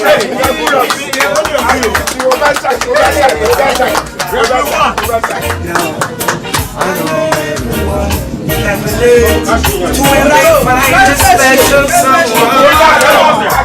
She's royal, yeah, so royal. And I want her in my life. I never knew anyone. So I can. Roll me up, man. She has the qualities of a queen. I'm a queen.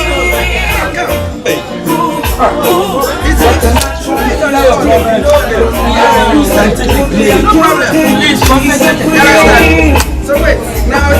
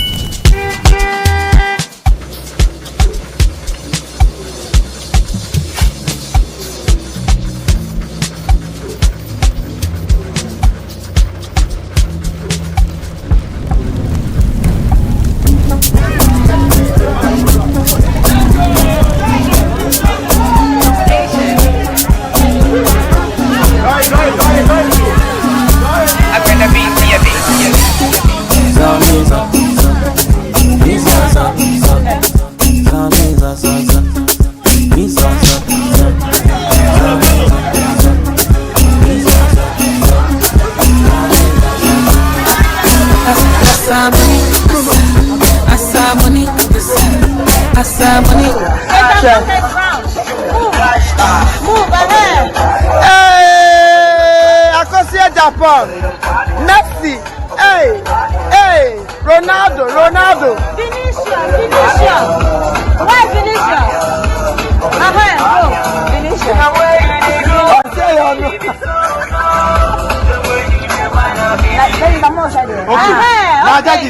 Judges. Is it Japan? No. Is it Messi? No. Is it Steven? Yes. Is it Steven? Yes. Because we are surprised. No. Go, let's go. Go. Come on. Let's go.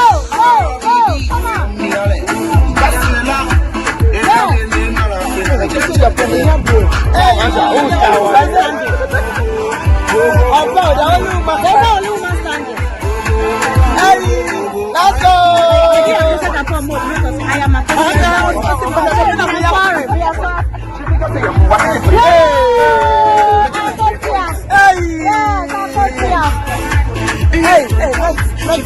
let's make you out of line. I'll give you 3 points. I'll give you 3 points. I'll give you 3 points. I'll give you 3 points.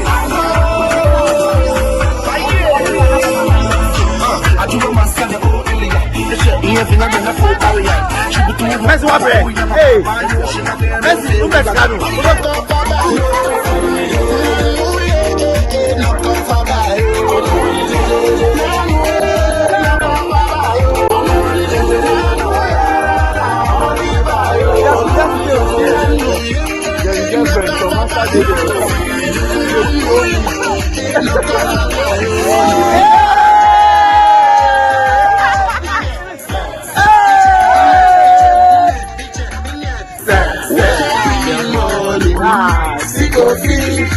Don't you when you love me, I am for street. Cotina Alamani, Cotina Azamani, Cotina your shoulder like say the Jadamani. I'm not scared of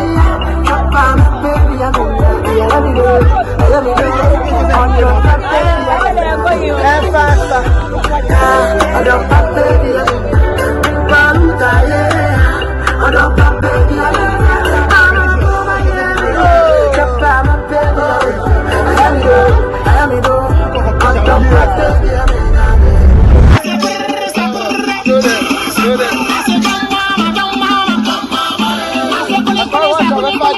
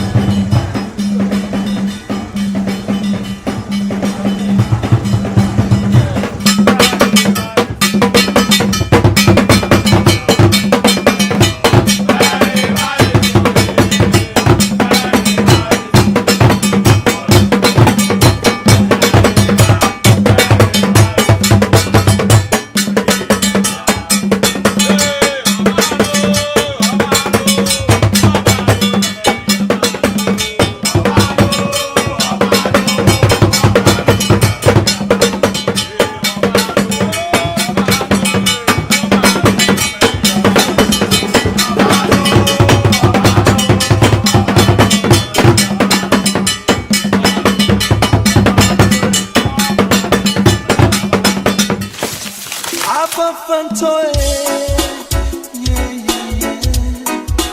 All the I want for judging me, yo. Afantoe, yeah, yeah, yeah. All the I want for judging me, yo. I want for trivia.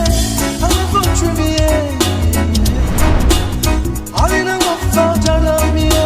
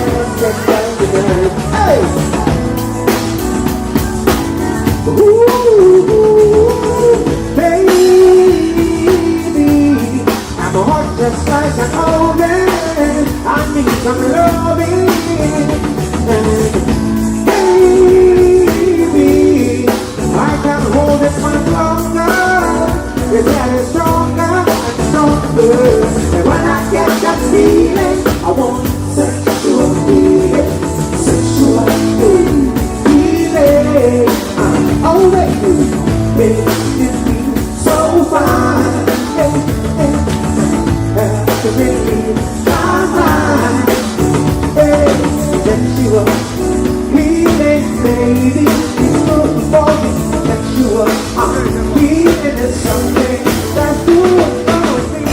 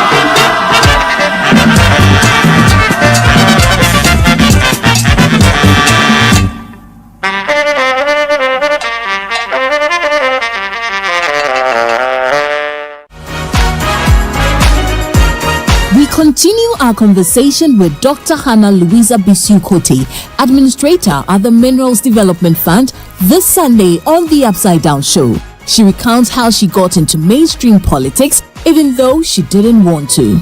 Honorable Kwamina Ahoy called me and said, "Oh, congratulations, President Mills wants you to be part of his transition team." Okay. The then the secretary came and said, "President says bring your CV. He want to appoint you." I said, "For the work." He said, "Works and houses." I said, "What am I going to do then?" She hinted on how she met her husband. Quite an interesting one. I didn't even know, who this cottage man was. And he sat down and he said how he suffered to do that drawing. He spent the whole night drawing you. Oyabax came through to even make her smile more. Let's say that. Wow. So, make a date this Sunday on The Upside Down Show at 7 p.m. prompt, only on Channel 1 TV.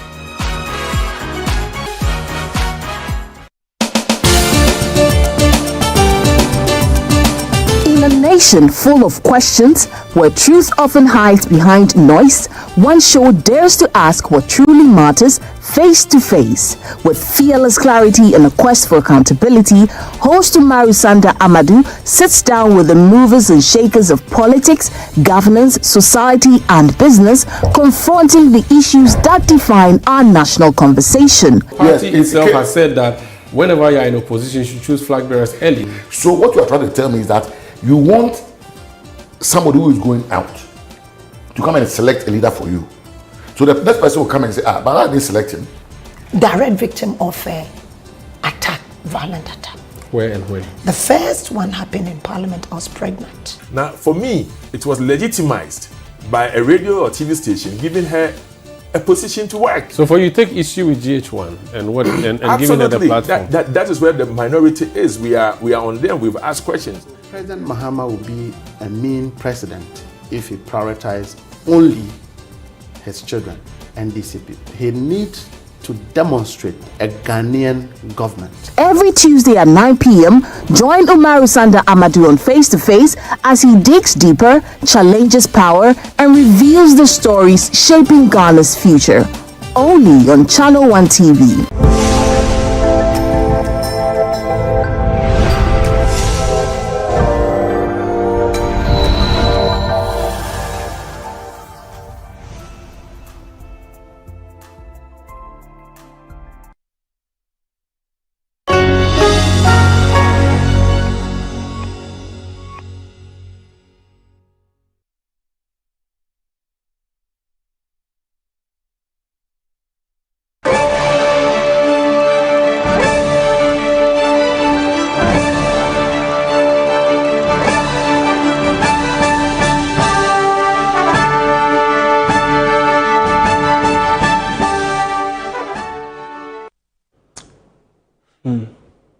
This week, Ankasa, it has been a very interesting one. At one point, it was Maga GS successor, Jatabrua. Yeah, doing what has been described by some Ghanaians as, yes, pen drive, card reader, memory card, Bluetooth, promotion, TV, promotion, Ghana people. The next moment, it was a member of parliament making excuses for an assistant headmaster who was caught abusing his authority. Absolutely inappropriate behavior. He said from his, as if it's some forensic investigation, from his point of view, the headmaster's inappropriate behavior seemed to have had the agreement of the underage student. And that was an MP. Then they said, the president wants to get fresh insights and strategies from CSOs on the Galamsey fight. After all the miraculous reports from Abuaje, what strategy again? Because, when His Highness has declared that Galamsey back of him, what again? Like they say, what again?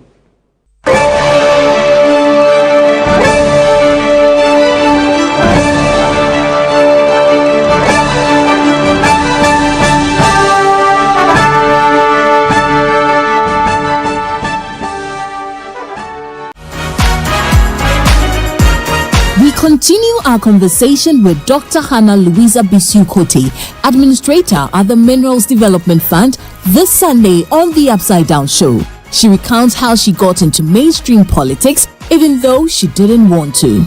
Honorable Kwamina Ahoy called me and said, oh, congratulations, President Mills wants you to be part of his transition team. Okay. The then the secretary came and said, President says, bring your CV. He want to appoint you. I said, for the work.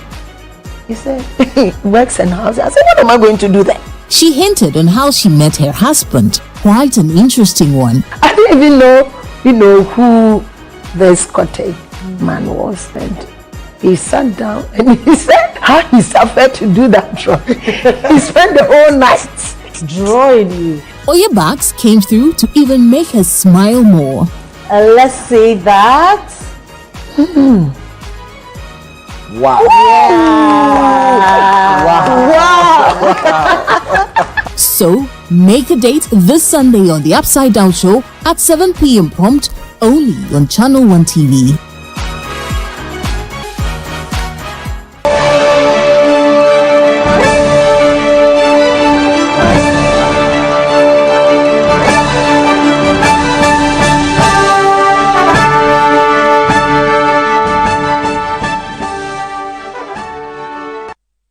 So, welcome to the show, friends. This is Backpage on Channel 1 Television. My name is Caleb. Could you find me on LinkedIn? Let's link in, okay? So, and social background, yeah? Because, honestly, Sam George this week, okay. First, let me congratulate all the newly sworn in, Court of Appeal judges, Big congratulations. The illegal mining did not start yesterday. It's been with us for some time. If you ask me about my assessment, I would say now it's going down.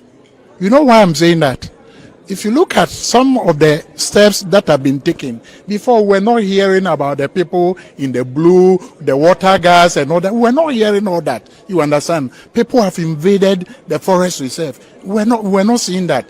Before this regime came, I know for a fact, because of the work that I do, 9 forest reserves have been taken over.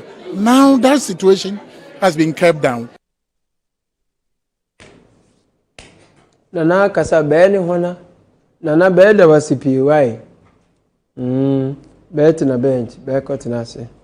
Let me get to Jatabrua. No, he promised a reduction in the prices of DSTV subscriptions. I have seen the attempt by the South African management to say that when you buy a package, they should upgrade you to the next one. We are grateful, but that's not what we want. We want a price reduction. In fact, it's been quite a journey. We've been waiting for the promise, the fulfillment of saying back and forth and back and forth. The minister will say this, DSTV will say another thing. If the minister imposed the daily fine, was it 10,000 or 100,000? They're supposed to be. DSTV, have you paid the money or you won't pay? Because right now when the minister say this, say, hey, you people, you got nerves. Yeah, we don't know whether DSTV has, paid the fine or it has upgraded the fine as a premium package and they have given someone a raffle. We don't know. But Sam George, better so, Sam George, better so, better so, want me to so, better so, want me to so, bang. Press conference. Okay, let's hear the redaction. MultiChoice Africa has committed to implement an unprecedented increased value offer only in Ghana, and I repeat, only in Ghana, which will result in Ghanaian DSTV subscribers getting more services for less. Depending on the DSTV package or bouquet you use, subscribers will get between 33% to 50% more value. The new arrangement, effective from 1st October 2025, are as follows. For those who are on the Paddy Bouquet subscription, you currently pay 59 Ghana cedis. When you pay 59 Ghana cedis, you get upgraded automatically to Access, which is valued at 99 Ghana cedis, and you get 35 more channels. this represents a 40% savings. Oh, so okay, so you haven't reduced the price per package, but you have increased the package so that if I only had Wache and Wele for 10 cedi, now I can get Talia, Wawulo, Wawulo, and Yimuadie all for 10 cedi. Oh, Sam George, you have tried. Oh, maybe placard for Sadio Club. Okay, so what if I don't have 10 Ghana and I want 6 cedis, but I want to have Wache, Talia, macaroni, and something small? What about that? I was hoping to get a reduction so I can also eat the Wache Sam George, because those who are below 10 Ghana means that they can't get the Wache to eat. Brother Sam George came to Father Bernard to do, pen drive, card reader, memory card, promotion, Matisu, say who? The manner of you saying reduce your price by 30%, then you cited Nigeria. That's the other thing you did. You cited Nigeria and said, look, the Nigerians didn't even have to wait for a minister to make a directive. They got a reduction. And the Nigeria reduction was not this. So all of us were expecting that they would announce a price reduction for each bundle. So this seems to be like a different way of, I don't know. So the expectation of the public has been completely, it's almost like an anticlimax. Well, I don't know where you're getting that from, but from what I have monitored and people who are real DSTV subscribers, the messages I've gotten and the feedback I've gotten, this is a game changer for people. Because people who have hitherto discarded their boxes can simply pick up their boxes and reconnect and pay close to what they used to pay previously. No, it's our minister, he's a hands-on guy. No, you guys are taking something away from Samuel. He's a hands-on guy. He knows the price. Some people even send people to do that, but he knows the price of the package and he's doing the job. Honestly, at this point, some Ghanaians, honestly, were indifferent. Already, teachers and nurses are looking for their pay 10 years, 10 months and co. So it's not subscription. Some people cannot identify with this problem. It's these premium football people who are worried. And they are not even, but they could, at this point, you could read in between the lines. Of course, some judges have done well. In the past, nobody cared. But some people have been trying so hard to water down his hard work. And he too wants to let us know that, he's a data, he's working on the job. But we could also see how untidy the whole thing was beginning to look. I mean, if the minister has prevailed on the people to reduce it, let the people announce their thing.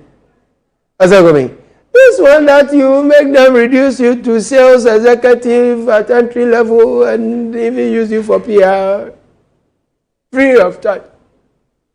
If they even pay for the interview, free of charge, it's okay. But that Aburuwa, he went from Father Bernard to Owula Evans. This is where the thing went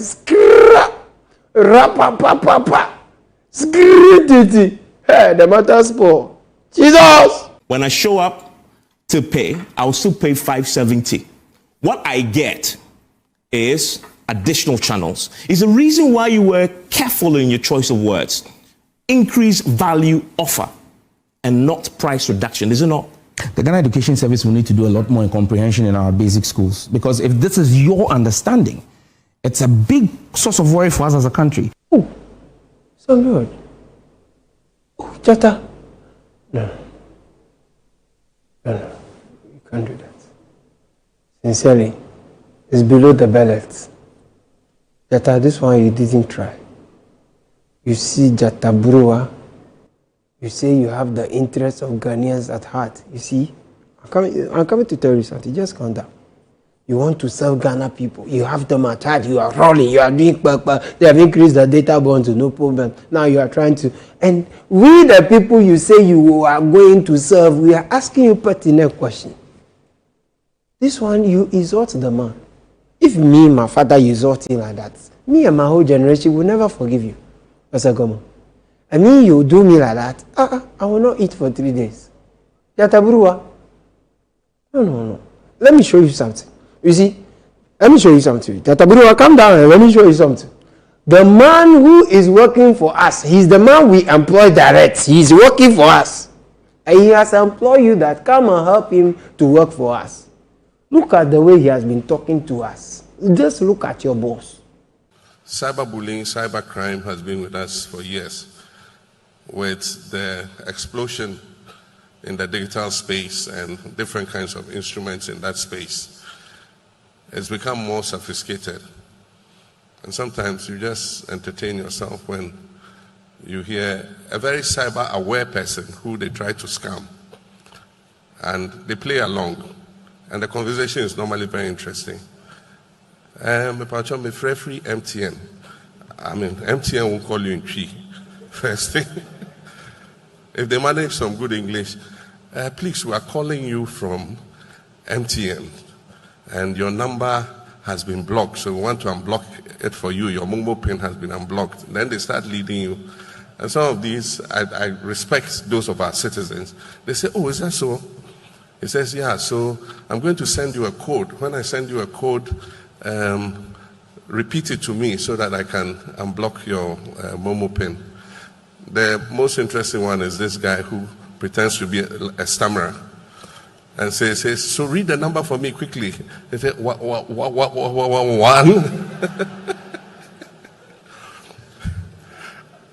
I wish that all our citizens will be that aware that your bank won't call you, your telecom provider won't call you and ask for your personal details.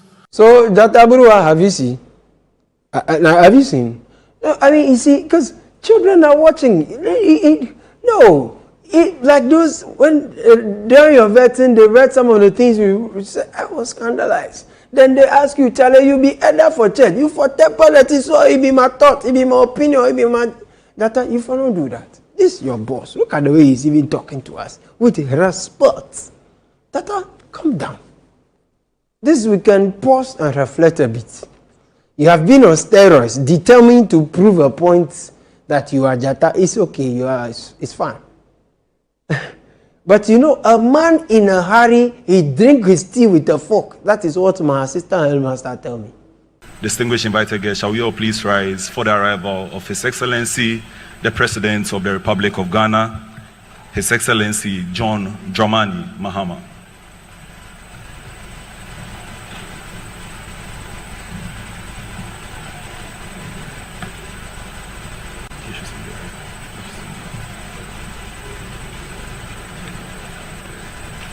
Honorable, so be coming down. Even your boss, when he's talking on a serious matter, he has time to be, No, Sanjos, this week, the fight has even left your DSTV now. Coco Mlemle, Al Jazeera people, they fire you peaceful. Every day they are doing interview, every bulletin, the first thing they call minority. Should the minister be sacked? Should they sack the minister? Have you seen? Coco Mlemle, Al Jazeera, Uber Joani. See, you see how you people made our minister. No, DSTV, I'm coming to you people. You didn't try. Say, we are bad boys and girls. DSTV, bad boys. Just look at how they made our minister to carry pen drive, card reader, DSTV, and we are doing this one that I'm doing. If God forbid, national security people find me again, the way some judge will laugh at me. So let me handle him properly. No. Some judge was just doing yes, card reader, DSTV promotion. I didn't even know there was something like Paddy until some judge came to become minister. And I know Paddy, I know access, I know family, combat plan. Oh, some judge. Only for DSTV to come and tell us that it's a 3-month promotion. They brought a whole 3-pager frequently asked question. They say, oh, you forgot the man. They are doing their own promo. Oh, quickly. As the thing come out quickly now, they say, oh, we are fully behind the minister. I say, oh, Chala, DSTV people, you too, all about me are not careful. You want to prove a stubborn. Start keep going. So the thing has become a knee. Anyway, since the government is so bent on living up to being the most unprecedented Abain Papa that fought for the well-being of Ghana. Please, Abain Papa, go to Cote d'Ivoire and bring the rest of the Ghanaians who are there. Burkina Faso. And most importantly, pay the poor nurse and teacher people who have been working for 11 months and 3 months and 10 months. You don't pay them. How can they also get the DSTV sound to watch? Pay them so at least they can be on TikTok and, show the brothers a few things. We are just pleading on the government to pay us. We've been working for 10 good months, no salary. Personally, my rent expired in 15th August. I've not been able to pay. My landlord is always asking, when are you paying? I'll be like, they'll pay us, please give me time. I stay at Spantine. I wake up Kolebu. I take transportation, 42 cities to work every day. How do they expect me to get that money to come to work? You go to work, doctors will write, check patients' vitals, 15 minutes, 30 minutes, do RBS, 5 minutes, 10 minutes. You bath patients, you tend patients every 4 hours. I'm doing all this just for the minister to tell me that he appreciates the work that I'm doing. Appreciation, babe. I don't understand. Which form of appreciation? How can somebody work and you tell the person I appreciate you for 10 good months? I can't stand it. I'm owing rent. What should I do to be able to pay my rent? I don't understand.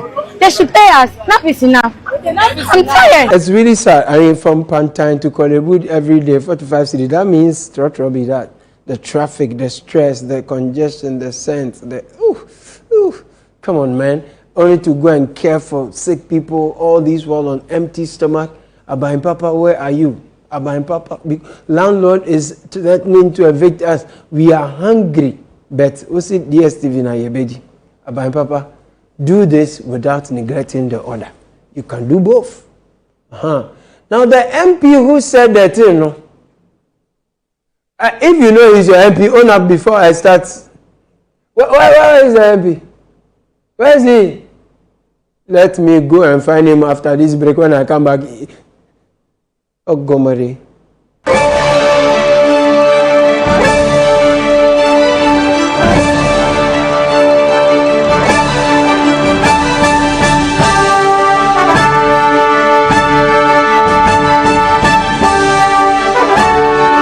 October marks the 22nd Cybersecurity Awareness Month, a crucial time to protect what matters most in our digital work.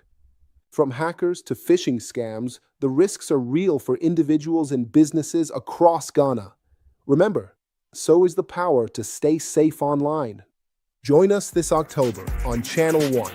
We're launching A Safer You, your guide to safer digital living, tailored for our communities. Learn steps to protect passwords, secure devices, and recognize online threats. These lessons are delivered in easy, bite-sized episodes, each under 3 minutes, making learning accessible. A Safer You is brought to you by Digital Unbounded in partnership with Channel 1.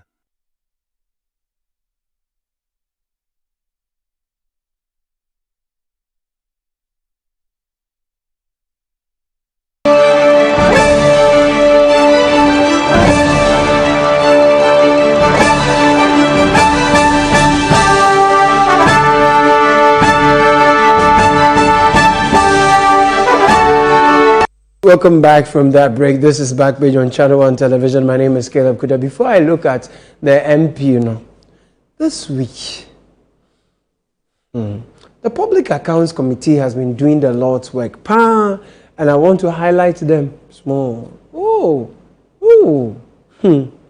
have not heard.